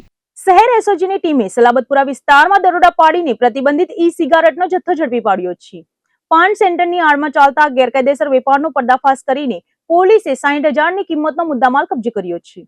સુરત શહેરમાં નશાના કારોબારને જળમૂળથી ઉખેડી નાખવા માટે પોલીસ કમિશનર અનુપમસિંહ ગેહલોત દ્વારા no drugs in Surat city અભિયાન ચલાવવામાં આવી રહ્યું છે. આ અભિયાન અંતર્ગત શહેરના પાનના ગલ્લા અને ટોબેકો પ્રોડક્ટ્સના વિક્રેતાઓ દ્વારા વેચાતી ઈ સિગારેટ અને ઈ હુક્કા જેવી પ્રતિબંધિત વસ્તુઓ પર ચાંપતી નજર રાખવાની સૂચના આપવામાં આવી હતી. જેમાં એસઓજીની ટીમો પેટ્રોલિંગમાં હતી તે દરમિયાન પોલીસને બાતમી મળી હતી કે સલાબતપુરાના મોમનવાડ વિસ્તારમાં એક દુકાનમાં ગેરકાયદેસર ઈ સિગારેટનું વેચાણ થઈ રહ્યું છે. બાતમીના આધારે પોલીસે મોમનવાડ સ્થિત તૈયાર પાન સેન્ટર નામની દુકાનમાં દરોડો પાડ્યો હતો. તપાસ દરમિયાન દુકાનમાંથી 24 વર્ષીય આરોપી ગુલામ મોઇનુદ્દીન ગુલામ સાબિર રાજભરા મળી આવ્યો હતો. પોલીસે જ્યારે દુકાનની તલાશી લીધી ત્યારે ત્યાંથી ગેરકાયદેસર રીતે વેચાણ કરવા માટે રાખવામાં આવેલી પ્રતિબંધિત ઈ સિગારેટનો મોટો જથ્થો મળી આવ્યો હતો. પોલીસે સ્થળ પરથી અલગ અલગ કંપનીની કુલ 14 નંગ ઈ સિગારેટ કબજે કરી છે. આ તમામ મુદ્દામાલની કુલ કિંમત 60,000 રૂપિયા જ આંકવામાં આવી છે. આરોપી ગુલામ મોઇનુદ્દીન વિરુદ્ધ પ્રતિબંધિત ઈ સિગારેટ એક્ટ હેઠળ ગુનો નોંધી ધરપકડ કરવામાં આવી છે. સલાબતપુરા પોલીસ મથકમાં આ અંગે ગુનો રજીસ્ટર કરી વધુ તપાસ હાથ ધરવામાં આવ્યું છે. યુવાધનને નશાના રવાડે ચડાવતી આવી પ્રતિબંધિત પ્રોડક્ટ્સ વેચનારાઓ સામે પોલીસ હવે વધુ કડક હાથે કામ કરી રહી છે. આગામી દિવસોમાં શહેરના અન્ય વિસ્તારોમાં પણ આવા સર્ચ ઓપરેશન ચાલુ રાખવાની એસઓજી દ્વારા તૈયારીઓ દર્શાવવામાં આવી છે. સુરતના રાંદેર પોલીસ મથકમાં એક પરિવાર દ્વારા ભારે હોબાળો મચાવવામાં આવ્યો છે. દાબેલીની લારી ચલાવતા એક યુવકને પોલીસ કર્મીઓ અને કથિત બુટલેગરોએ ભેગા મળીને રૂમમાં પૂરીને બેલ્ટ અને પાઇપ વડે ઢોરમાર માર્યા હોવાનો ગંભીર આક્ષેપો થયા છે. સુરતના રાંદેર પોલીસ મથક ખાતે મોડી રાત્રે હાઈ વોલ્ટેજ ડ્રામા સર્જાયો હતો. દાબેલીની લારી ચલાવી પરિવારનું ગુજરાન ચલાવતા મુરગેશભાઈ ઠક્કરના પરિવારે પોલીસ પર અત્યંત ગંભીર આક્ષેપો કર્યા છે. પીડિત પરિવારનો આક્ષેપ છે કે એક્ટિવા પરત માંગવા જેવી સામાન્ય બાબતમાં પોલીસે કાયદાનું ભાન ભૂલીને નિર્દોષ નાગરિક પર અત્યાચાર ગુજાર્યો છે. સમગ્ર ઘટનાની વિગત એવી છે કે મુરગેશભાઈ પોતાની એક્ટિવા પરત માંગવા ગયા ત્યારે કથિત બુટલેગર બબ્બન સાથે તેમની માથાકૂટ થઈ હતી. મામલો ઉકેલવા મુરગેશભાઈએ 112 પર કોલ કર્યો હતો, પરંતુ પોલીસ સ્ટેશન પહોંચતા જ ચિત્ર બદલાઈ ગયું હતું. મુરગેશભાઈનો આક્ષેપ છે કે પોલીસ કર્મી ભરતસિંહ સહિત 3 થી 4 પોલીસવાળા તેમને એક રૂમમાં લઈ ગયા હતા અને ત્યાં બેલ્ટ તથા પાઇપ વડે ઢોરમાર માર્યો હતો. આ અત્યાચાર સમયે મુરગેશભાઈનો 14 વર્ષનો પુત્ર પણ ત્યાં હાજર હતો. જ્યારે પુત્રએ આ મારપીટનો વિડીયો ઉતારવાનો પ્રયાસ કર્યો ત્યારે પોલીસે તેને પણ ન છોડ્યો. આક્ષેપ છે કે પોલીસે કિશોરને ધક્કો મારીને પછાડી દીધો હતો અને તેની સાથે અભદ્ર ગાળાગાળી કરી હતી. કિશોરના હાથ પર નખના નિશાન પણ જોવા મળ્યા છે, જે પોલીસની નિર્દયતાની ચાડી ખાય છે. પરિવારે વધુમાં ચોંકાવનારા આક્ષેપો કર્યા છે કે માર મારનારા પોલીસ કર્મીઓ પીધેલી હાલતમાં હતા. જો કે સામે પક્ષે પોલીસે વળતો આક્ષેપ કર્યો છે કે ફરિયાદી પોતે નશામાં હતો. આ ખેંચતાણ વચ્ચે ઢોરમારને કારણે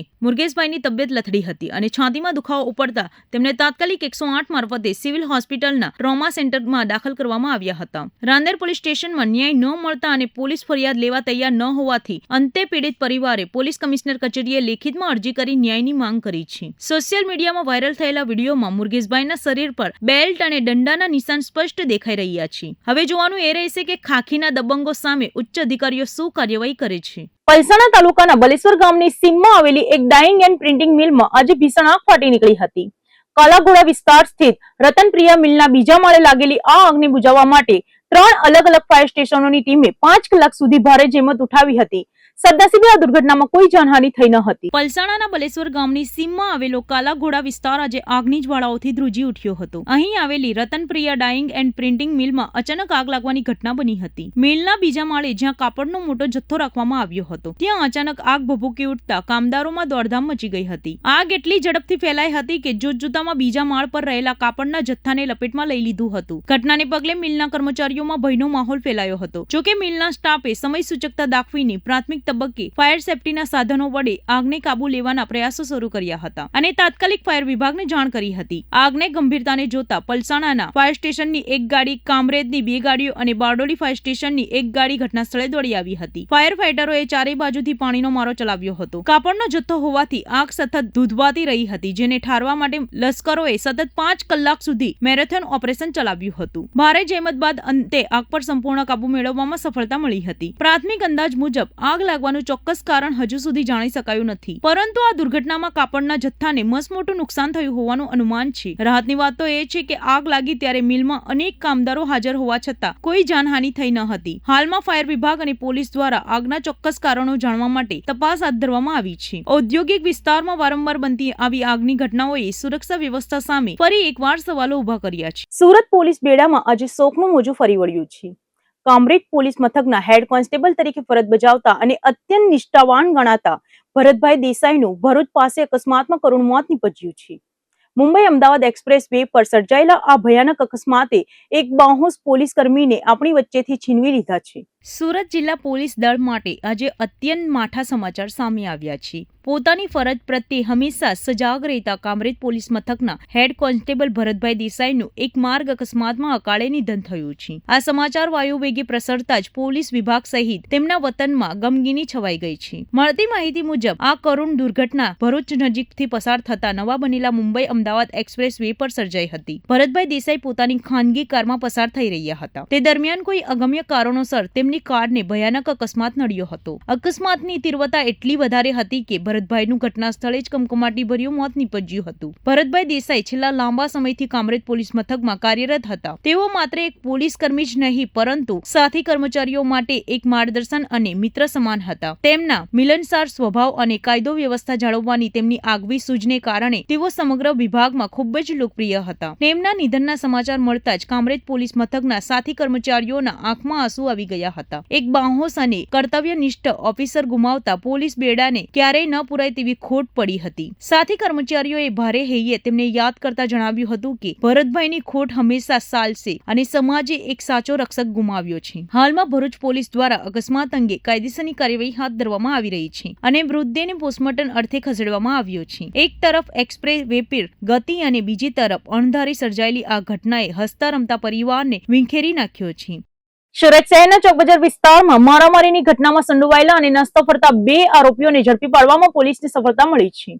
ભરીમાતા રોડ પર એક યુવકને પ્લાસ્ટિકના પાઇપ વડે ઢોર મારી જાનથી મારી નાખવાની ધમકી આપનાર 2 સગા ભાઈઓને ચોકબજાર પોલીસે દબોચી લીધા છે. ગત 1 મીની રાત્રે ભરીમાતા રોડ પર આવેલી સહયોગ ઇન્ડસ્ટ્રીયલના પ્લોટ પાસે ફરિયાદી યુવકને બોલાવવામાં આવ્યો હતો, જ્યાં આરોપીઓએ પૂર્વ આયોજિત કાવતરું રચીને ફરિયાદી પર હુમલો કર્યો હતો. આ મામલે ફરિયાદીએ 5 મેના રોજ ચોકબજાર પોલીસ મથકે ફરિયાદ નોંધાવતા પોલીસે 2 આરોપીઓને ઝડપી પાડ્યા હતા, જેમાં પકડાયેલા આરોપીઓની ઓળખ નાસિર ઉર્ફ આઝાદ સંધવાણી અને સમીર ઉર્ફ આઝાદ સંધવાણી તરીકે થઈ છે. આ બંને સગા ભાઈઓએ ફરિયાદીને જાહેરમાં ગાળો આપીને ઢીક મૂકીનો માર માર્યો હતો. એટલું જ નહીં, આરોપી નાસિરે પ્લાસ્ટિકના પાઇપ વડે ફરિયાદીના બંને પગના ઘૂંટણના નીચેના ભાગે નિર્દયતાપૂર્વક ફટકા માર્યા હતા અને જાનથી મારી નાખવાની ધમકી પણ આપી હતી. ચોકબજાર પોલીસે આ બંને આરોપીઓ વિરુદ્ધ ગુનો નોંધી તેની ધરપકડ કરી છે. પોલીસ તપાસમાં સામે આવ્યું છે કે આરોપીઓ ધરપકડથી બચવા માટે સતત નાસ્તા ફરતા હતા, પરંતુ સર્વેલન્સની ટીમની સતર્કતાને કારણે તેઓ ઝડપાઈ ગયા છે. હાલમાં પોલીસે બંને આરોપીઓની સઘન પૂછપરછ શરૂ કરી છે. જાહેર માર્ગો પર આ પ્રકારે ગુંડાગીરી આચરતા તત્વો સામે ચોકબજાર પોલીસની આ કાર્યવાહીથી અસામાજિક તત્વોમાં ફફડાટ વ્યાપી ગયો છે. પોલીસ આ કેસમાં કાયદેસરની વધુ કાર્યવાહી હાથ ધરી રહી છે. સુરત ગ્રામ્ય એલસીબી પોલીસે કામરેજ તાલુકાના પરબ ગામની સીમમાંથી બાઇકની ચોરી કરનાર 3 રીઢા તસ્કરોને ઝડપી પાડ્યા છે. બાતમીના આધારે નક્ષત્ર સોસાયટી પાસેથી ફિલ્મી ઢબે દબોચી લેવાયેલા આ આરોપીઓ પાસેથી ચોરીની 2 મોટરસાયકલ કબજે કરીને પોલીસે 2 વણ ઉકેલાયેલા ગુનાનો ભેદ ઉકેલ્યો છે. એલસીબી શાખાની ટીમ જ્યારે પેટ્રોલિંગમાં હતી ત્યારે પોલીસના બાતમીદારો પાસેથી એક ચોક્કસ હકીકત મળી હતી.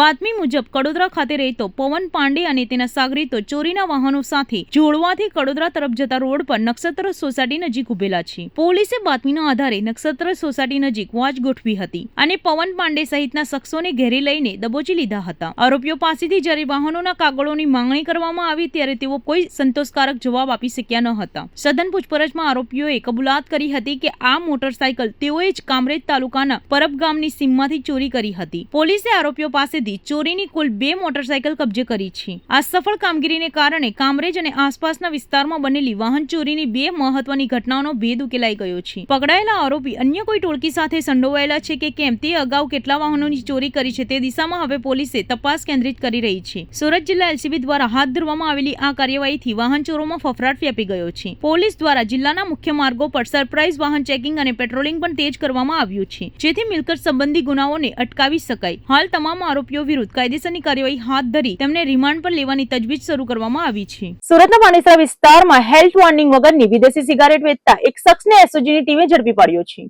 શહેરભરમાં પ્રતિબંધિત ઈ સિગારેટ અને વિદેશી સિગારેટ વિરુદ્ધ ચાલી રહેલી ઝુંબેશ અંતર્ગત આ મોટી કાર્યવાહી કરવામાં આવી છે. સુરત શહેરમાં સ્વાસ્થ્ય માટે હાનિકારક એવી ઈ સિગારેટ અને હેલ્થ વોર્નિંગ વિનાની વિદેશી સિગારેટના વેચાણ વિરુદ્ધ કડક ઝુંબેશ ચલાવવામાં આવી રહી છે. આ અભિયાન હેઠળ પાનના ગલ્લાઓ અને ટોબેકો પ્રોડક્ટ્સના હોલસેલ વિક્રેતાઓ પર ચાંપતી નજર રાખવામાં આવી રહી છે. જે અંતર્ગત પાંડેસરા વિસ્તારમાં એક ચોક્કસ બાતમીના આધારે દરોડો પાડવામાં આવ્યો હતો. પાંડેસરાના બમરોલી રોડ પર આવેલા છત્રપતિ શિવાજીનગરના એક રૂમમાં દરોડો પાડીને 32 વર્ષીય સુનિલ મદન મોહન પત નામના શખ્સને ઝડપી પાડવામાં આવ્યો છે. મૂળ ઉત્તરાખંડના વતની આ આરોપીની દુકાનમાંથી ગેરકાયદેસર રીતે વેચાણ માટે રાખવામાં આવેલો વિદેશી સિગારેટનો મોટો જથ્થો મળી આવ્યો હતો. તપાસ દરમિયાન ઇન્ટરનેશનલ જેવી વિદેશી કંપનીઓના કુલ 410 સિગારેટ પેકેટ મળી આવ્યા હતા. આ તમામ પેકેટ પર કોઈ પણ પ્રકારની હેલ્થ વોર્નિંગ છપાયેલી ન હતી. પોલીસે 72,000 રૂપિયાની મત્તાનો મુદ્દામાલ કબજે કર્યો હતો. ઝડપાયેલા આરોપી વિરુદ્ધ પાંડેસરા પોલીસે ગુનો નોંધીને વધુ તપાસ હાથ ધરી છે. હાલમાં આ મામલે વધુ તપાસ હાથ ધરવામાં આવી છે કે આ આરોપી આ વિદેશી સિગારેટનો જથ્થો ક્યાંથી લાવતો હતો અને શહેરના અન્ય કયા વિસ્તારોમાં તેનું સપ્લાય કરવામાં આવતું હતું. શહેરમાં ગેરકાયદેસર નશાકારક ચીજ વસ્તુઓનું વેચાણ કરતા તત્વો સામે આગામી દિવસોમાં પણ આવી જ કડક કાર્યવાહી ચાલુ રહેશે.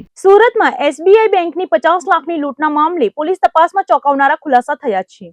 લૂંટારાઓએ પોલીસને ગુમરાહ કરવા માટે અત્યંત શાતિર રીતે બોગસ આધાર કાર્ડનો ઉપયોગ કર્યો હોવાનું સામે આવ્યું છે.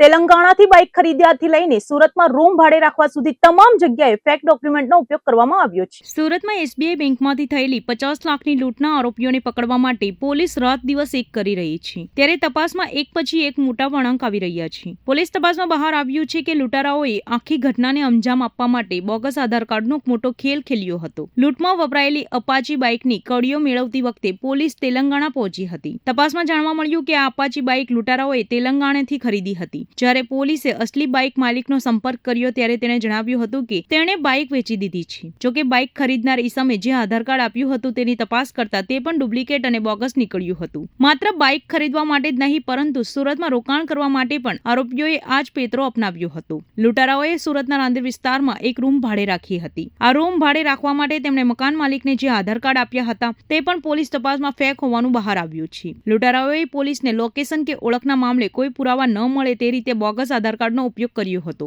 રાંદેરના જે મકાનમાં લૂંટારાઓ રોકાયા હતા ત્યાં આપવામાં આવેલા દસ્તાવેજોની ચકાસણી કરતા પોલીસ પણ ચોંકી ઉઠી હતી, કારણ કે તે તમામ દસ્તાવેજો બોગસ ઓળખના આધારે બનાવવામાં આવ્યા હતા. હાલમાં સુરત પોલીસની વિવિધ ટીમો ટેકનિકલ સર્વેલન્સ અને હ્યુમન સોર્સ દ્વારા આ શાતિર લૂંટારાઓ સુધી પહોંચવા મથામણ કરી રહી છે. બોગસ ડોક્યુમેન્ટનો ઉપયોગ કરનાર આ ટોળકી કોઈ આંતરરાજ્ય ગેંગ હોવાની શક્યતા પણ નકારી શકાય તેમ નથી. પોલીસ હવે એ દિશામાં તપાસ કરી રહી છે કે આ બોગસ આધાર કાર્ડ ક્યાંથી અને કોણે બનાવી આપ્યા હતા. સુરતના સરદાર માર્કેટ અને ફ્રૂટ માર્કેટમાં મજૂરોને નશાના રવાડે ચડાવતા ગાંજાના મોટા રેકેટનો પુના પોલીસે પર્દાફાશ કર્યો છે. આ કેસના મુખ્ય સૂત્રધારને પકડવા માટે પોલીસે છેક ઓરિસ્સાના ગાઢ જંગલોમાં ફિલ્મી ઢબે ઓપરેશન પાર પાડ્યું હતું. 20 પલટો કરીને જંગલમાં રેકી કર્યા બાદ પોલીસે માસ્ટરમાઇન્ડ ગાંજા માફિયાને દબોચી લીધો છે. સુરત શહેરના શ્રમજીવી વિસ્તારો અને ખાસ કરીને સરદાર માર્કેટ તેમજ ફ્રૂટ માર્કેટમાં મજૂરોને ગાંજાના નશાના રવાડે ચડાવતા નેટવર્ક સામે પુના પોલીસે મોટી સફળતા મેળવી છે. આ નેટવર્કનો છેડો છેક ઓરિસ્સાના જંગલો સુધી લંબાવેલો હતો. સુરતમાં ગાંજો સપ્લાય કરનાર આ રેકેટના મુખ્ય સૂત્રધાર સુધી પહોંચવા માટે પોલીસે ઓરિસ્સામાં ડેરા નાખ્યા હતા. પોલીસે ઓરિસ્સાના ગંજામ જિલ્લાના શેરાગઢના ગાઢ જંગલોમાં આ ઓપરેશન પાર પાડ્યું હતું. મુખ્ય આરોપી આરોપી આલોક ઉર્ફ દેબાશિસ ગોડને ઝડપી પાડવા માટે પુણા પોલીસની ટીમે વેશપલટો કર્યો હતો. જંગલના વિસ્તારોમાં વેશપલટો કરીને રેકી કર્યા બાદ પોલીસે માસ્ટરમાઇન્ડ ગાંજા માફિયાને તેના જ અડ્ડા પરથી ઝડપી પાડ્યો હતો. આરોપી આલોક ગોડ વિશે ચોંકાવનારો ખુલાસો થયો છે કે તે અગાઉ કેરલામાં ગેરેજ ચલાવતો હતો. જોકે માત્ર 3 મહિનાના ટૂંકા ગાળામાં જ તે મોટો ગાંજા માફિયા બની ગયો હતો. ગેરેજ ચલાવતા સામાન્ય યુવકમાંથી તે આટલો મોટો માફિયા કેવી રીતે બન્યો અને કોની મદદથી સુરતમાં ગાંજો સપ્લાય કરતો હતો તે દિશામાં હવે પોલીસ વધુ તપાસ હાથ ધરી રહી છે. પુણા પોલીસની આ કાર્યવાહીથી સુરતના ગાંજા વેપાર પર મોટો ફટકો પડ્યો છે. ખાસ કરીને માર્કેટ વિસ્તારમાં મજૂરો જે આ નશાના બંધાણી બની રહ્યા હતા તેમણે હવે દુશ્મનથી બચાવવા માટે પોલીસે મુખ્ય સૂત્રધારની ધરપકડ કરી છે. આ નેટવર્કમાં ઓરિસ્સાથી સુરત સુધી અન્ય કોણ સામેલ છે તેની કડીઓ મેળવવા માટે પોલીસ આરોપીની સઘન પૂછપરછ કરી રહી છે. હાલમાં આરોપીને સુરત લાવવામાં આવ્યો છે અને તેના રિમાન્ડ મેળવવાની તજવીજ હાથ ધરાઈ છે. જંગલોમાં છુપાઈને રહેતા માફિયાઓને સુરત પોલીસે જે રીતે ઝડપી પાડ્યો છે તે ખાખીની સતર્કતા અને બાહોશીનું ઉત્તમ ઉદાહરણ પૂરું પાડે છે. આ ઓપરેશન બાદ હવે સુરત પોલીસના રડાર પર અન્ય નશાના સોદાગરો પર આવી ગયા છે. સુરત ગ્રામ્ય એલસીબી પોલીસે હાઈવે પર ટ્રકમાંથી ચોરી કરનાર ટોળકીનો પર્દાફાશ કર્યો છે.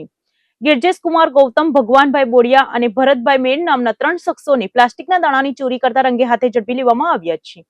ટ્રાન્સપોર્ટ માલિકની જાણ બહાર માલ સગેવગે કરવાના આ કૌભાંડમાં પોલીસે 54 લાખથી વધુનો મુદ્દામાલ કબજે કર્યો છે. સુરત ગ્રામ્ય જિલ્લામાં હાઈવે પર માલવાહક વાહનોમાં થતી ચોરીના ગુનાઓ ડામવા માટે પોલીસ અધિક્ષક રાજેશ ગડિયા દ્વારા અપાયેલી સૂચનાના આધારે એલસીબી પોલીસને મોટી સફળતા મળી છે. બાતમીના આધારે પોલીસે કામરેજ તાલુકાના ખોલવડ ગામની સીમમાં નાયરા પેટ્રોલ પંપ પાસે દરોડા પાડ્યા હતા. પોલીસને માહિતી મળી હતી કે ટ્રક ચાલક ગિરજેશ કુમાર, રામહિત, ગૌતમ અને અન્ય શખ્સો સાથે મળીને ટ્રકમાંથી પ્લાસ્ટિકના દાણા ચોરી કરી રહ્યો છે. સ્થળ પર તપાસ કરતા ગિરજેશ કુમારની સાથે ભગવાનભાઈ જીણાભાઈ બોડિયા અને ભરતભાઈ કાળુભાઈ મેર પણ હાજર હતા, જેઓ 2 આઈસર ટેમ્પોમાં ચોરીનો માલ ભરી રહ્યા હતા. પોલીસે સ્થળ પરથી પ્લાસ્ટિકના દાણાની 705 બેગ કબજે કરી હતી. પોલીસે આ કામગીરીમાં 28.20 લાખના પ્લાસ્ટિકના દાણા ઉપરાંત 10 લાખની ટ્રક અને 16 લાખના 2 આઈસર ટેમ્પો મળીને કુલ 54,35,000 રૂપિયાનો મુદ્દામાલ જપ્ત કર્યો છે. ગિરજેશ કુમાર, ભગવાનભાઈ અને ભરતભાઈ પાસેના માલના કોઈ બિલ ન હોવાથી તેમની સાથે કામરેજ પોલીસ મથકમાં ગુનો નોંધવામાં આવ્યો છે. આ કાર્યવાહીથી હાઈવે પર સક્રિય ચોર ટોળકીઓમાં ફફડાટ વ્યાપી ગયો છે. પકડાયેલા 3 શખ્સો અગાઉ અન્ય કોઈ ચોરીમાં સામેલ છે કે કેમ તે અંગે પોલીસે તપાસ તેજ કરી છે. હાઈવે પર થતી માલસામાનની ચોરી અટકાવવા માટે સુરત ગ્રામ્ય પોલીસનું આ એક મહત્વપૂર્ણ કદમ માનવામાં આવી રહ્યું છે. સુરતના અલથાણ વિસ્તારમાં ડમ્પર ચાલકનો આતંક યથાવત છે. આજરોજ વહેલી સવારે બનેલી ગમતવાર અકસ્માતની ઘટનામાં પોલીસે મોટી કાર્યવાહી હાથ ધરી છે. એલએનટીના અધિકારી જયેશ બોરસેને અડફેડી લઈ મોતને ઘાટ ઉતારનાર ડમ્પર ચાલક રામ નરેશ યાદવની અલથાણ પોલીસે ધરપકડ કરી લીધી છે.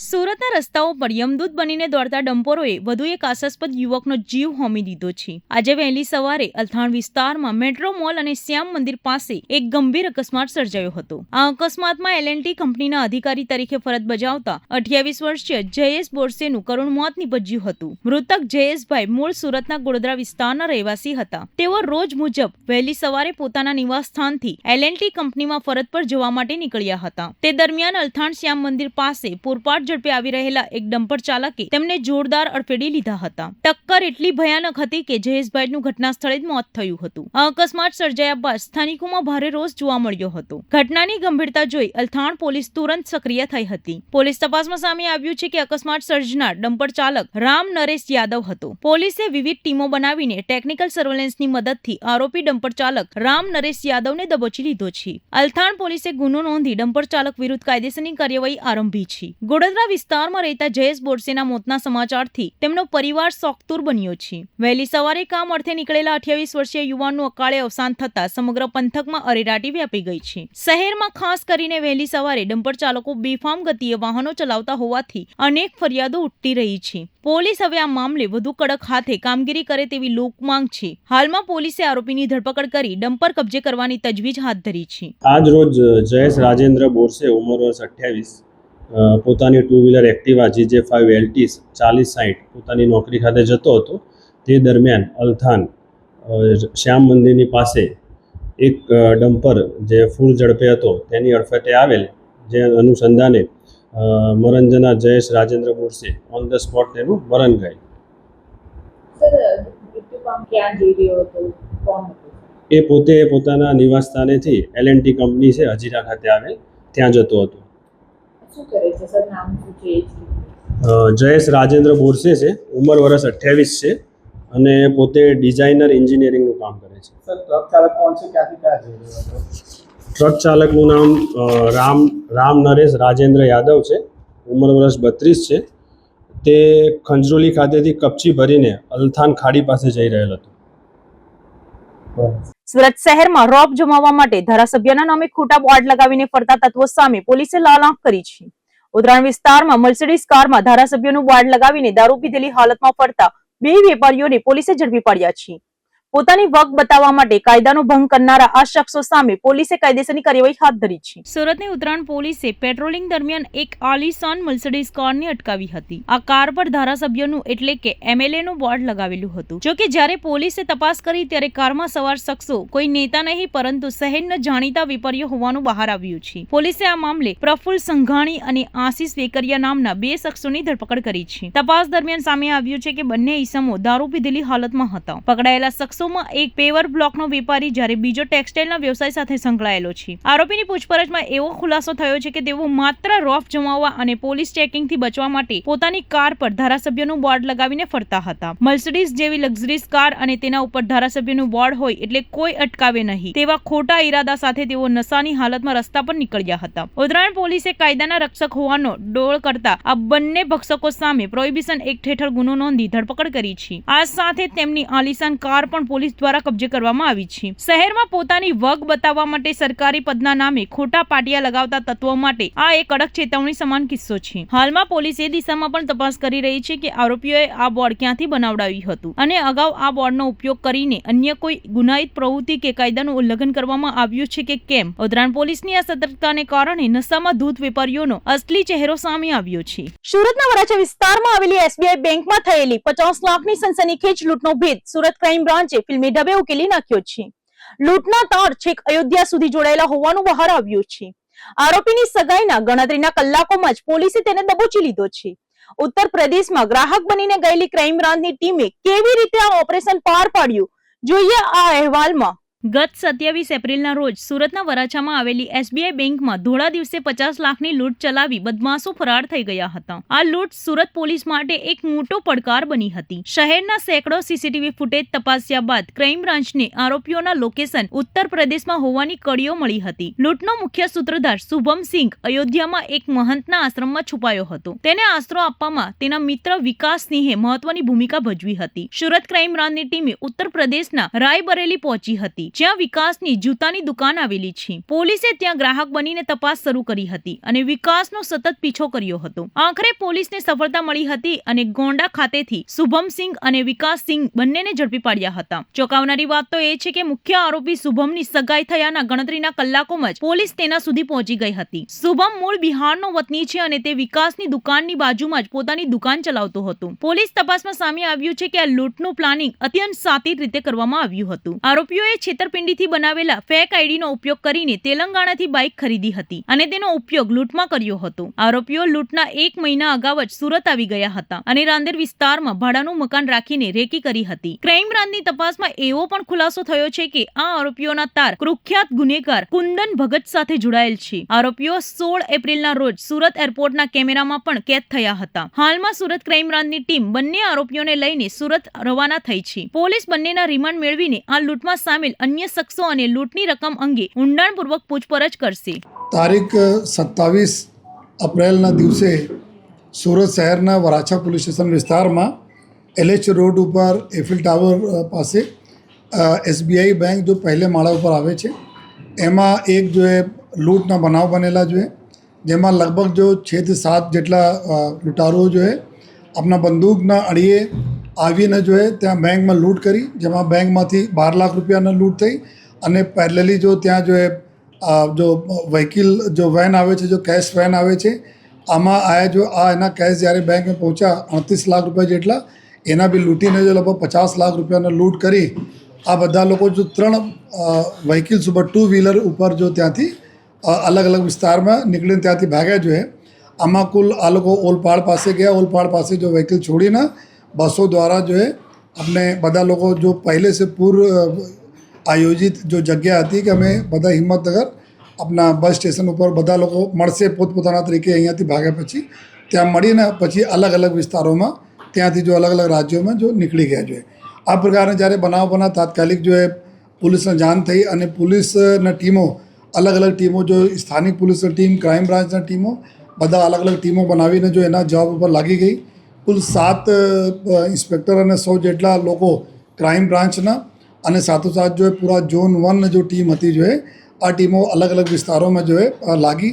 કુલ અમે લોકો જે તે વખતે જો તમામ જો પુરાવો મેળવ્યા બેંકમાંથી જો અમે ફૂટેજીસ મળ્યા જો આજુબાજુ મળ્યા કુલ 1000 જેટલા સીસીટીવી કેમેરાઓના ટીમો જો એના પૂરા જો સર્ચ કરી જો એના જો સ્ક્રુટની કરી જો અને એના હિસાબથી જો એવું અમે લોકો જો રૂટ ગાડી બધા જો નક્કી કરે અને પછી શહેરમાં આવેલ અમારા તમામ જેટલા બી કેમેરાઓ છે આ જો અમારા નેટવર્ક જે સુરત સિટીના જો એના ઉપરથી જો કેમેરામાં અમે લોકો જોયા જોઈએ તો એના બેક ટ્રેક કરતા ગયા જો અને બેક ટ્રેક કર્યા પછી એવું અમને જાણવા મળ્યા જોઈએ કે લગભગ 2 મહિનાથી આ ગેંગના ઘણા બધા મેમ્બર અહીંયા સુરતમાં જહાંગીરપુરાના જો ઉગત કેનાલ છે એના કેનાલ પાસે જો એક ભાડામાં મકાનમાં રાખીને લગભગ 2 મહિનાથી રહેતા હતા અને ત્યાં જો રેકીના કામગીરી કરવાના ઘણા વખત આ લોકો બેંક ગયા અને આ જો બેંકની સ્થિતિ એવી હતી કે ત્યાં હતા બધા કન્સ્ટ્રક્શનના કામ ચાલે છે જો જેના લીધે બંને બાજુ ખોદાણ થયેલા છે. બહુ ઓછા ટ્રાફિકવાળા વિસ્તાર છે જો જેના જરૂરત હોય આ લોકો જાય છે, બાકી કોઈ રૂટીન ટ્રાફિક બહુ જ્યાદા ત્યાં રહેતા નથી. તો આ લોકોએ એવી જગ્યા નક્કી કર્યા જોઈએ અને સાથોસાથ એવું પણ નક્કી કર્યા કે જો જ્યારે સૌથી વધારે પોલીસ બિઝી હોય ત્યારે આપણા જો આ લૂંટના અંજામ આપવાના જોઈએ. 27 એપ્રિલના દિવસ એવા હતા કે 26 એપ્રિલ મહાનગરપાલિકાની ચૂંટણી હતી, 28 એપ્રિલના દિવસે જો કાઉન્ટિંગ હતી તો બધા એના ખબર હતા કે સમગ્ર પોલીસ જો આપણા ઇલેક્શનમાં મોડી રાત તક આમાં બિઝી રહેવાની છે. નેક્સ્ટ ડે જો પોલીસના મૂવમેન્ટ થોડા ઓછા રહેશે જોઈએ ત્યારે આ લોકો જો પ્લાન કરે કે 27 એપ્રિલ જો અમે લોકો આ લૂંટ કરી છે અને એના પછી જો જ્યારે આ આરોપીઓનો અમે લોકો જો ટ્રેક કરવાના ચાલુ કર્યા ત્યારે એવા ખબર પડી કે જો જ્યાં આ લોકો રહેતા હતા જો એનાથી જો મકાનના માલિક હતા એના થોડા બહુ ડાઉટ થયા તો ત્યાંથી છોડીને વેડ રોડ પાસે જો બીજા મકાનો લઈ લીધા જોઈએ અને વેડ રોડ પાસે બીજા મકાનોમાં હતા જોઈએ અને પછી જો આ લૂંટનો અંજામ કર્યા પછી જ્યારે જો તપાસ થઈ તપાસમાં તમામ અમે લોકોને જેટલા બી પુરાવા હતા જો સીસીટીવીના પુરાવા હોય બીજા ઘણા બધા પુરાવા ભેગા કર્યા અને હ્યુમન ઇન્ટેલિજન્સ વગેરેનો ઉપયોગ કર્યા પછી જો એવું જાણવા મળેલ જોઈએ કે આ લોકો પાસે જો 3 વ્હીકલ હતી. એક વ્હીકલ તેલંગાણામાંથી ખરીદીને આ લોકો લઈ આવ્યા હતા જોઈએ અને ત્યાંથી ચલાવતા લઈ ગયા અને 2 મોટરસાઇકલ અહીંયા ચોરીના હતી જોઈએ અને એક ખડોદરાના ચોરી થઈ હતી અને બીજા એક મહિના બધા ઘસી નાખી છે આ લોકો રજિસ્ટ્રેશન નંબર વગેરે જેના અમે એફએસએલના મદદથી રજિસ્ટ્રેશન નંબર કઢાવીએ છીએ જોઈએ ઇન્જન ચેચિસ નંબર જેથી ખબર પડે ગાડીને ક્યાંને ગાડી હતી જોઈએ અને પછી જો આ જો પૂરા આરોપીઓના જો મોડસ ઓપરેન્ડી એવું હતી જોઈએ કે આપના એક ગેંગ છે.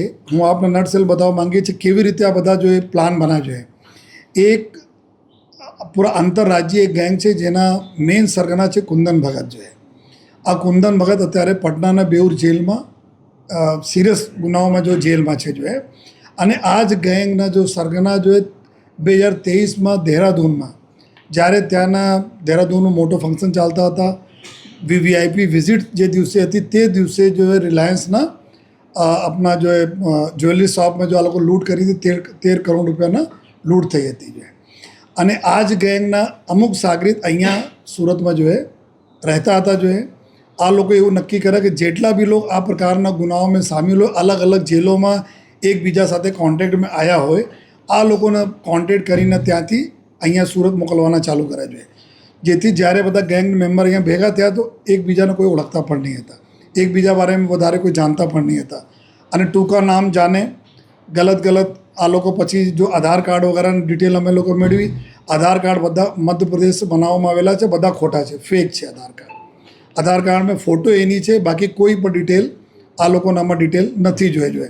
તો ગેંગના મોડસ ઓપરેન્ડી એવું હતી જોઈએ કે આપણા અલગ અલગ રાજ્યોના જો એકદમ ક્રિમિનલ છે જો આ પ્રકારના ગુનાઓમાં વેપન આર્મ્સ એક્ટ લૂંટ ડકૈતીમાં સામેલ હોય એના કોન્ટેક્ટ કરીને અહીંયા મોકલે. અહીંયા એના જો માણસ હતા જોઈએ આ માણસ બધાને લેવા જાય અને લઈ આવે અને પછી સાથે રાખે જોઈએ અને જેટલા જરૂરત છે એટલા જ પરિચય એકબીજામાં કરાવે એકબીજા સાથે અને ટૂંકા નામ આપે જોઈએ અને એક વ્યક્તિને 4, 5 નામ તરીકે હોય ઉર્ફે જેથી કોઈને સાચું નામ એના ખબર નહીં હોય.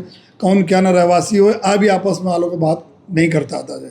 તો એકદમ પ્રોફેશનલી બધા લોકો ભેગા થયા, ફેક આઈડી બનાવી, ભાડા ઉપર એક જગ્યાએ મકાન લીધા જોઈએ, રેકી કરવા જાય, વારંવાર આ બેંકમાં ઘણા વખત ગયા, બેંકના તમામ એમ્પ્લોઈઝ જેટલા છે આ લોકોના ફોટા બી એના પાસે છે જોઈએ, ક્યારે ક્યારે શું મુવમેન્ટ થાય છે, કઈ રીતે થાય છે આ બધા બી આ લોકો જોયા જોઈએ.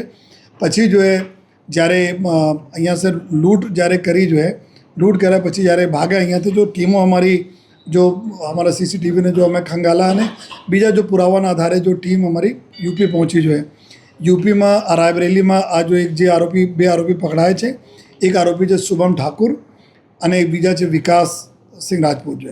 जो શુભમ ઠાકુર છે આ આરોપી અહીંયા ક્રાઇમ કરવા માટે બેંક ડકૈતીમાં સામેલ હતા. જો આ અહીંયા તો રાયબરેલીમાં એક દુકાન છે, કાપડની દુકાન ચલાવે છે, નાની દુકાન છે એની. જો ત્યાં ગયા, ત્યાંથી પછી જો એના ખબર હતી કે પોલીસ ટીમ પાછળથી તુરંત જગ્યા ડેલી જગ્યાઓ ચેન્જ કરે. તો રાયબરેલી 3 માણસ ગયા જોઈએ, જો જેટલા બી 7 વ્યક્તિઓ જો લૂંટ કરવા આવ્યા હતા આમાં 3 લોકો રાયબરેલી ગયા જોઈએ. રાયબરેલીમાં 1 દિવસ રોકાયા, બાકી 2 માણસો ત્યાંથી અલગ થઈ ગયા. આ શુભમ ત્યાંથી ચેન્જ કરીને આપણી જગ્યા ગોંડા ગયા જોઈએ, પછી ગોંડા છે પછી ત્યાં અયોધ્યા ગયા જોઈએ, અને અયોધ્યા પાસે જ અમારી ટીમે જે યુપી પોલીસના મદદથી જોઈએ અમે ત્યાંથી જોઈએ એના પકડાયા જોઈએ. અને વિકાસ રાજપૂત જો એના આશ્રય આપતા હતા જોઈએ, जो एना जो सगवड़ता ऊभी करी कि एना क्या क्या जो है एना रहवा माटे जो व्यवस्थाओं करी अने त्या पकड़ा अने 98,000 रुपीज़ आ जो लूटना पैसा जो डिस्ट्रीब्यूशन पछी थवाना था एमां अत्यारे खर्चा पेटे जो एना ऑनलाइन 98,000 रुपीज़ जो शुभमना मळा, जेनाथी 93,000 रुपीज़ एना पासेथी रिकवर करवामां आवेला छे. 3 मोबाइलों रिकवर करवामां आवेला छे. आ 2 आरोपीओ जो अपने पास लई आया तो विकास एना आश्रय અત્યાર સુધી જો પુરાવા મળ્યા છે તપાસમાં એના આશ્રય આપવામાં.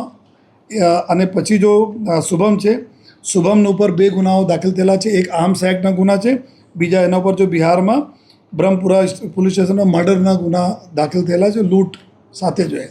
તો આ પ્રકારના આ ક્રિમિનલ છે. અત્યાર સુધી અમે લોકોને બીજા બી કરીબ આના સિવાય જો 7 જેટલા બીજા આરોપીઓનો બી અમારા લોકોના તપાસમાં ખોલા છે, જેના પાછળ અમારી ટીમ अलग अलग राज्यों में हमारी टीमों अत्यारे काम करी रही है स्थानिक पुलिस ने मदद थी जो है. अने अत्यारे जो हमें जो तपास में बीजा जेटला पुरावा मळता जाए छे एना आश्रय कोण आपता. સુરતની SBI બેંકમાં થયેલી લાખોની લૂંટની ઘટના બાદ હવે કર્મચારી સંગઠનો આક્રમણમાં જોવા મળી રહ્યા છે.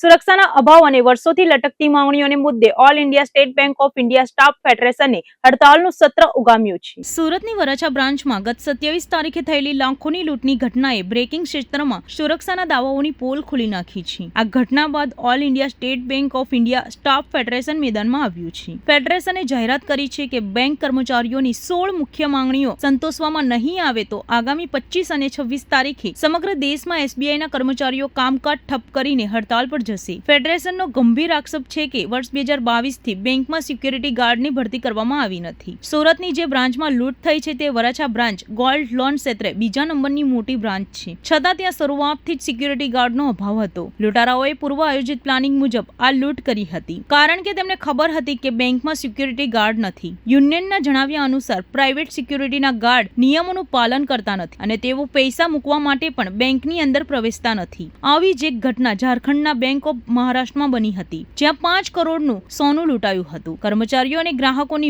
જાનમાલની સુરક્ષા માટે આર્મ્સ ગાર્ડ મેસેન્જરની તાત્કાલિક ભરતી કરવી અનિવાર્ય બની છે. સુરતમાં યોજાયેલી પ્રેસ કોન્ફરન્સમાં પંકજ કૌશિકે અન્ય પડતર માંગણીઓ પણ રજૂ કરી હતી, જેમાં 29 વર્ષથી મેસેન્જરની ભરતી ન થતા ક્લાર્ક સ્ટાફ પર કામનું ભારણ વધ્યું હોવાનું જણાવાયું હતું. આ ઉપરાંત પરમનન્ટ જોબનું આઉટસોર્સિંગ બંધ કરવા, NPS કર્મચારીઓને પેન્શન ફંડ મેનેજર બદલવા વિકલ્પ આપવા અને 2019 પછી જોડાયેલા કર્મચારીઓને ઇન્ટર સર્કલ ટ્રાન્સફર આપવાની માંગ કરવામાં આવી હતી. કોલ સેલિંગના નામે વીમા પ્રોડક્ટ્સનું મિસ સેલિંગ બંધ કરવા અને મેડિકલ રિબર્સમેન્ટમાં 100% ખર્ચ આવરી લેવાની માંગ સાથે યુનિયન હવે લડાયક મૂડમાં છે. દ્વિપક્ષીય સમજૂતીઓનું ઉલ્લંઘન થતું હોવાથી હડતાલની ફરજ પડી હોવાનું યુનિયન જણાવી રહ્યું છે. જો આ માંગણીઓ નહીં સંતોષાય તો આગામી દિવસોમાં બેન્કિંગ સેવાઓ પર તેની મોટી અસર જોવા મળી શકે છે.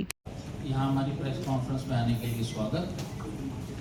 जैसा कि मेरे लॉर्ड जनरल सेक्रेटरी ने बताया कि स्टेट बैंक के अंदर हम आगे 25 और 26 को हड़ताल पे जा रहे हैं और हड़ताल पे जाने का कारण हमारा यही है कि हमने बड़ा प्रयास किया, बहुत समझाया, मैनेजमेंट को असली बात भी बताई, पर मैनेजमेंट काफ़ी इश्यूज पे बिल्कुल एडमेंट है, उनको रिजॉल्व नहीं करना चाहती।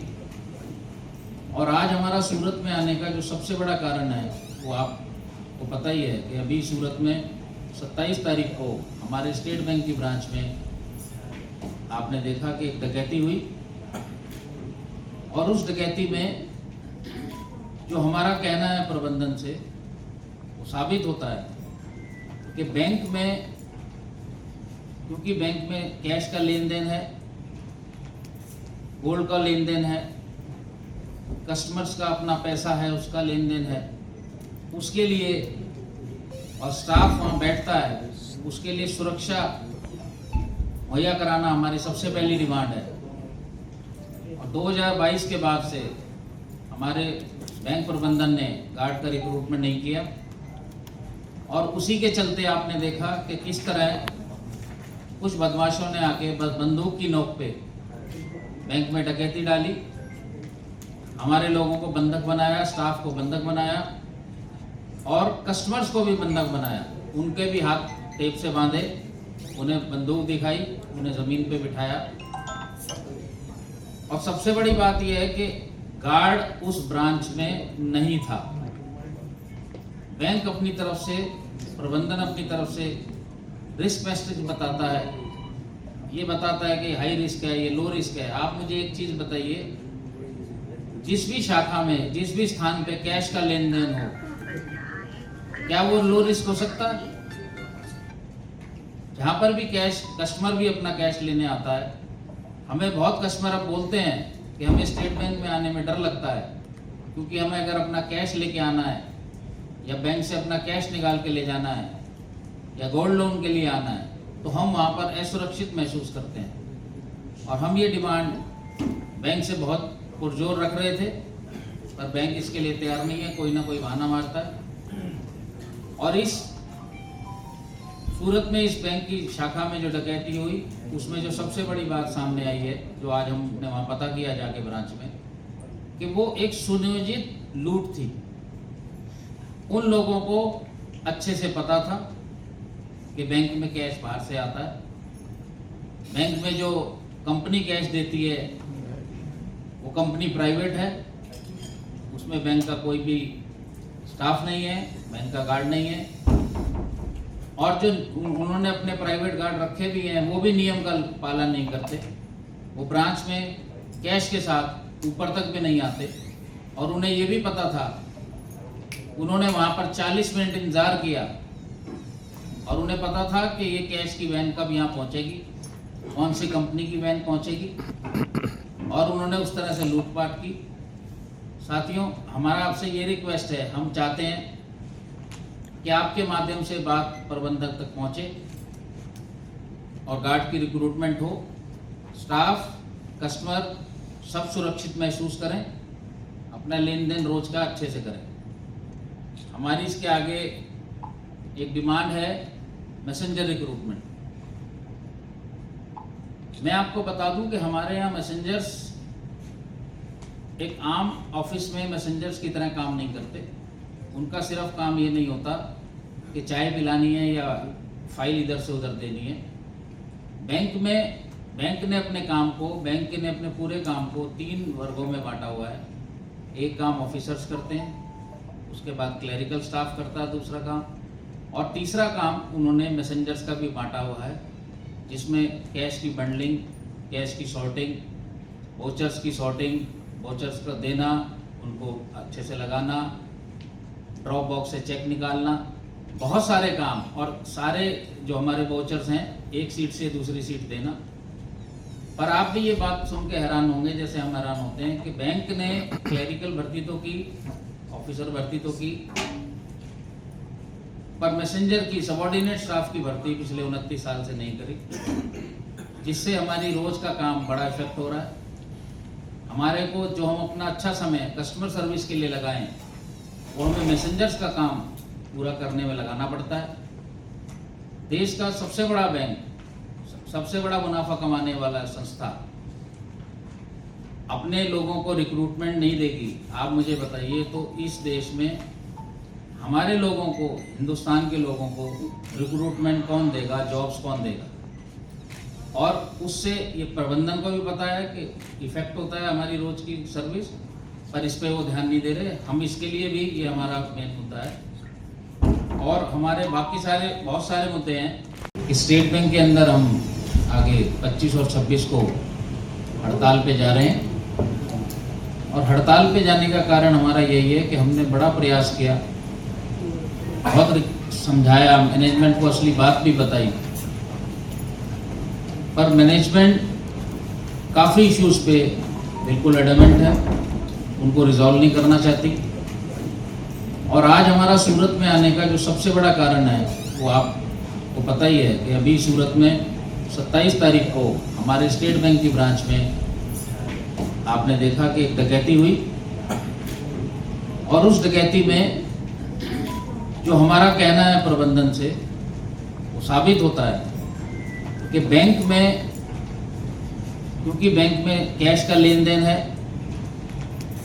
गोल्ड का लेन देन है, कस्टमर्स का अपना पैसा है, उसका लेन देन है, उसके लिए, और स्टाफ वहाँ बैठता है, उसके लिए सुरक्षा मुहैया कराना हमारी सबसे पहली डिमांड है।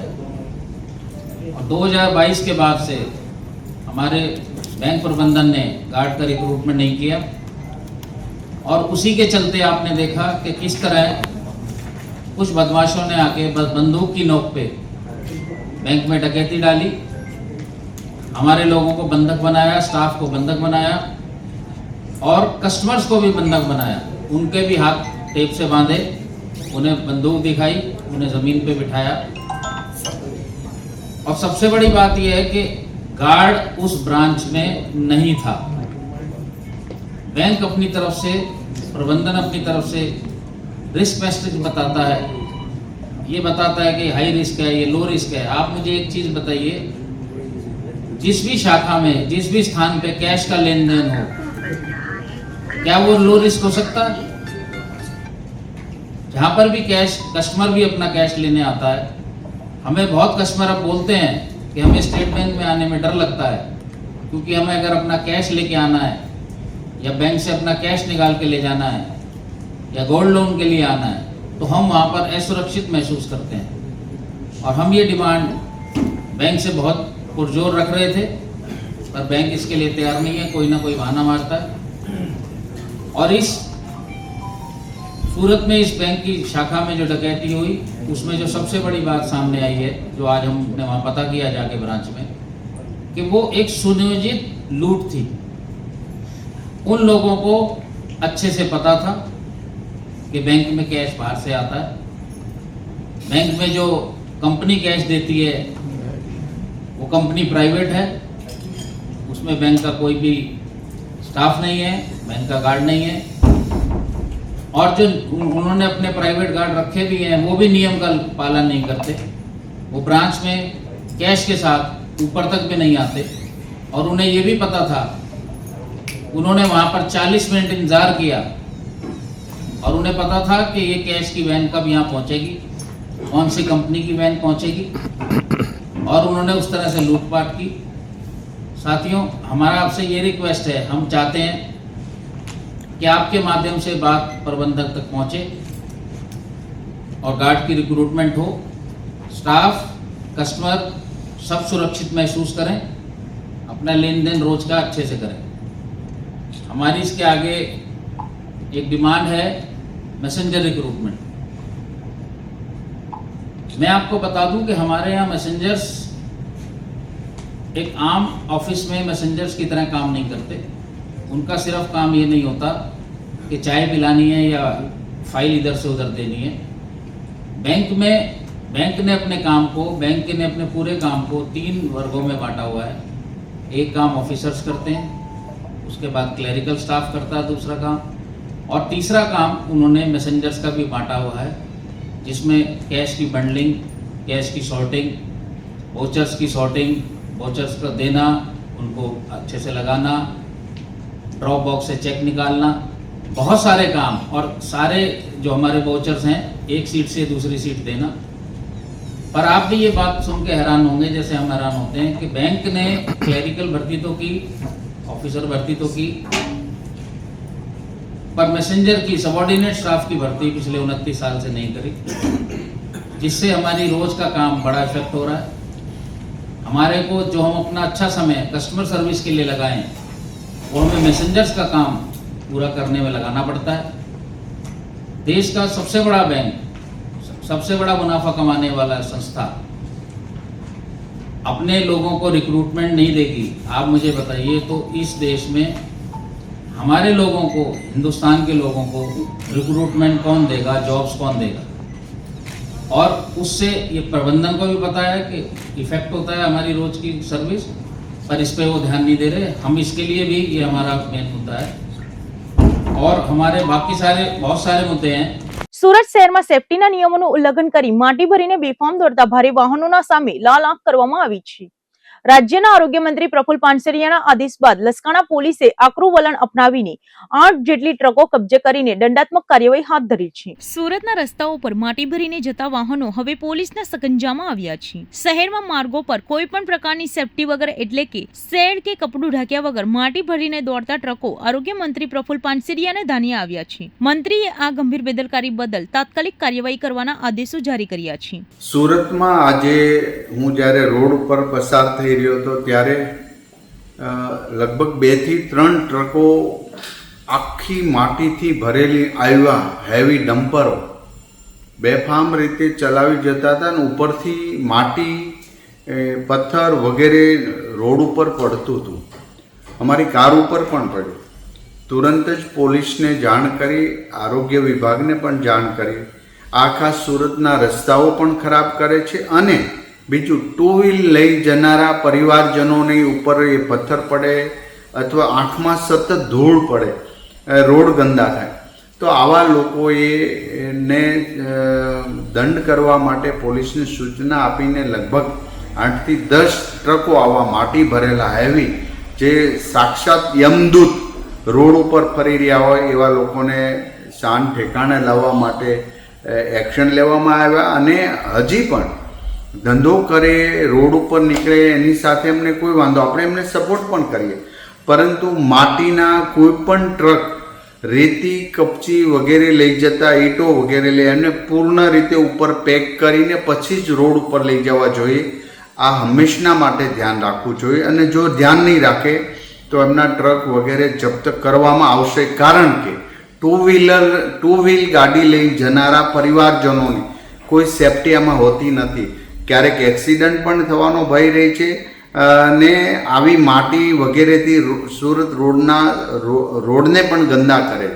માટે આજે આ એક્શન એમને સબક શીખવાડવા માટે, એમને સુધારવા માટે, નહીં સુધરો તો તમામ વ્યક્તિઓ પર આ પ્રકારના એક્શન લેવાશે, એ ચોક્કસની વાત છે। માટે 200 થી 300 રૂપિયાના ખર્ચ માટે સુરત શહેરને ગંદુ બનાવવું, 2 વ્હીલરવાળા વ્યક્તિઓને આંખમાં ધૂળ પડે, માથામાં પથ્થર પડે, આવી નાની નાની જાનહાનિઓથી ક્યારેક એક્સિડન્ટ થઈને કોઈનો જીવ પણ જોખમમાં હોય છે।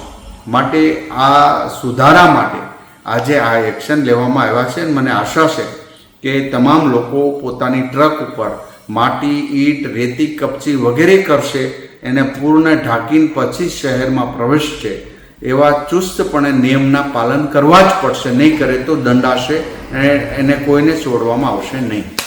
આરોગ્ય મંત્રીના આદેશ બાદ લસકાણા પોલીસ એક્શન મોડમાં આવી છે। પોલીસે સર્ચ ઓપરેશન હાથ ધરીને 8 જેટલી માટી ભરેલી ટ્રકોને સ્થળ પર જ અટકાવી હતી। આ તમામ ટ્રકો કોઈ પણ સુરક્ષા વ્યવસ્થા વગર બેફામ રીતે ચલાવવામાં આવી રહી હતી। પોલીસે તમામ વાહનો કબજે કરીને કાયદેસરનો દંડ ફટકારવાની પ્રક્રિયા હાથ ધરી છે। મહત્વનું એ છે કે ટ્રકોમાં માટી ભરેલી હોવા છતાં તેને ઉપરથી ઢાંકવામાં આવતી ન હતી, જેના કારણે વાહન ચાલતી વખતે પાછળથી માટી ઉડતી હતી। આ ઉડતી માટીને કારણે પાછળ આવતા 2 વ્હીલર ચાલકો અને અન્ય વાહન ચાલકો માટે અકસ્માતની મોટી ભીતિ સર્જાતી હતી. શહેરની જાહેર જનતાના સ્વાસ્થ્ય અને સુરક્ષાને ધ્યાનમાં રાખીને આ કડક પગલાં લેવામાં આવ્યા છે. સુરત શહેરના માટીના વહન સાથે સંકળાયેલા ભારે વાહનોના માલિકોને સ્પષ્ટ ચેતવણી આપવામાં આવી છે કે નિયમોનું પાલન કરવું અનિવાર્ય છે. જો વાહન ચાલકો પાસે ઢાંક્યા વગર કે ઓવરલોડ સ્થિતિમાં જોવા મળશે તો તેમની સામે કડક કાયદાકીય પગલાં ભરવામાં આવશે. આરોગ્ય મંત્રીએ પોતે આ બાબતની ગંભીરતા નોંધીને પોલીસ પ્રશાસનને સતર્ક રહેવા જણાવ્યું છે. લસકાણા પોલીસની આ કાર્યવાહીથી અન્ય ટ્રક ચાલકોમાં પણ ફફડાટ વ્યાપી ગયો છે. આગામી દિવસોમાં સુરતના અન્ય વિસ્તારોમાં પણ આવા વાહનો પર વોચ રાખવામાં આવશે. લોકોની સુરક્ષા સાથે ચેડા કરનાર કોઈ પણ શખ્સને છોડવામાં આવશે નહીં તેવો મક્કમ નિર્ધાર તંત્ર દ્વારા વ્યક્ત કરવામાં આવ્યો છે. ઉનાળાની કાળઝાળ ગરમી વચ્ચે રાજ્ય સરકારે લોકોના આરોગ્ય સાથે ચેડા કરનાર તત્વો સામે લાલ આંખ કરી છે.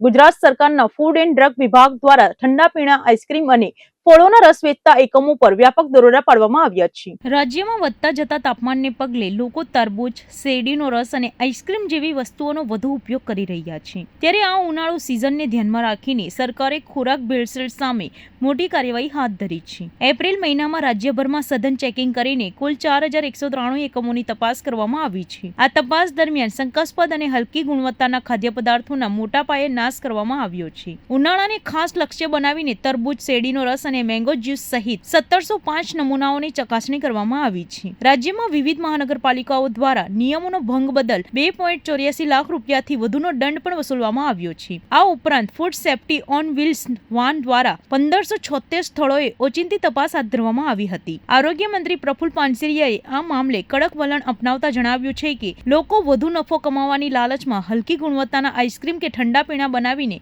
લોકોને આરોગ્ય સાથે ચેડા કરી રહ્યા છે. તેમણે કોઈ પણ સંજોગોમાં છોડવામાં આવશે નહીં. તેમણે લોકોને અપીલ કરી છે કે સસ્તા અને હલકી ગુણવત્તાના આઈસ્ક્રીમ ખાવાનું ટાળે અને માત્ર સ્ટાન્ડર્ડ કંપનીની પ્રોડક્ટ્સનો જ આગ્રહ રાખે. મંત્રીએ વધુમાં ઉમેર્યું છે કે ભેળસેળ કરનારાઓ સામે કડક કાયદાકીય કાર્યવાહી કરવામાં આવશે. લોકોએ પણ જાગૃત બનીને હલકી ગુણવત્તાનું વેચાણ કરનારાઓનો જાહેર બહિષ્કાર કરવો જોઈએ. રાજ્ય સરકાર આગામી દિવસોમાં આ ઝુંબેશ વધુ તેજ બનાવશે જેથી ઉનાળાની સિઝનમાં લોકોને શુદ્ધ અને સ્વાદપ્રદ આહાર મળી રહેશે. સુરત શહેર અને ગુજરાતભરમાં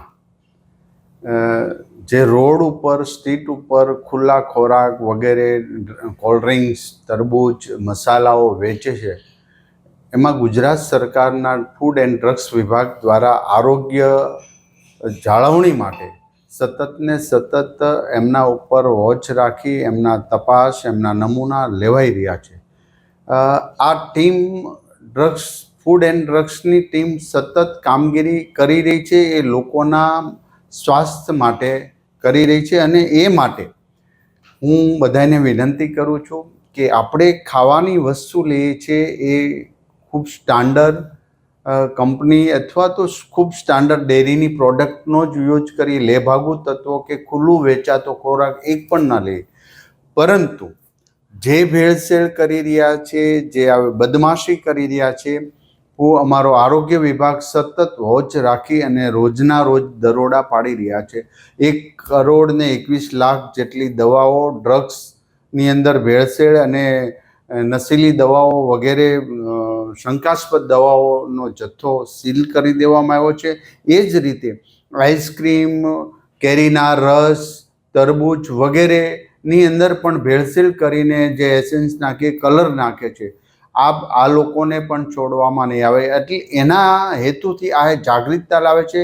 અમારા 32 રથ યાની કે વાન ઓન રોડ પર પૂરા ગુજરાતની અંદર અત્યારે ફરી રહ્યા છે ને સમયાંતરે ગમે ત્યારે ગમે ત્યાં એના ટેસ્ટ અને ફૂડ વાનની અંદર જ એમના પ્રાથમિક બેઝની ટેસ્ટ કરવામાં આવે છે જેથી કરીને ખોરાક ખાદ્ય છે કે અખાદ્ય છે તુરંત જ નિકાલ ત્યાં કરી દેવામાં આવે છે. પરંતુ હજી એક પણ અમારી ઝીરો ટોલરન્સની નીતિ સાથે સરકાર કામગીરી કરી રહી છે. એક પણને બક્ષવામાં નહીં આવે.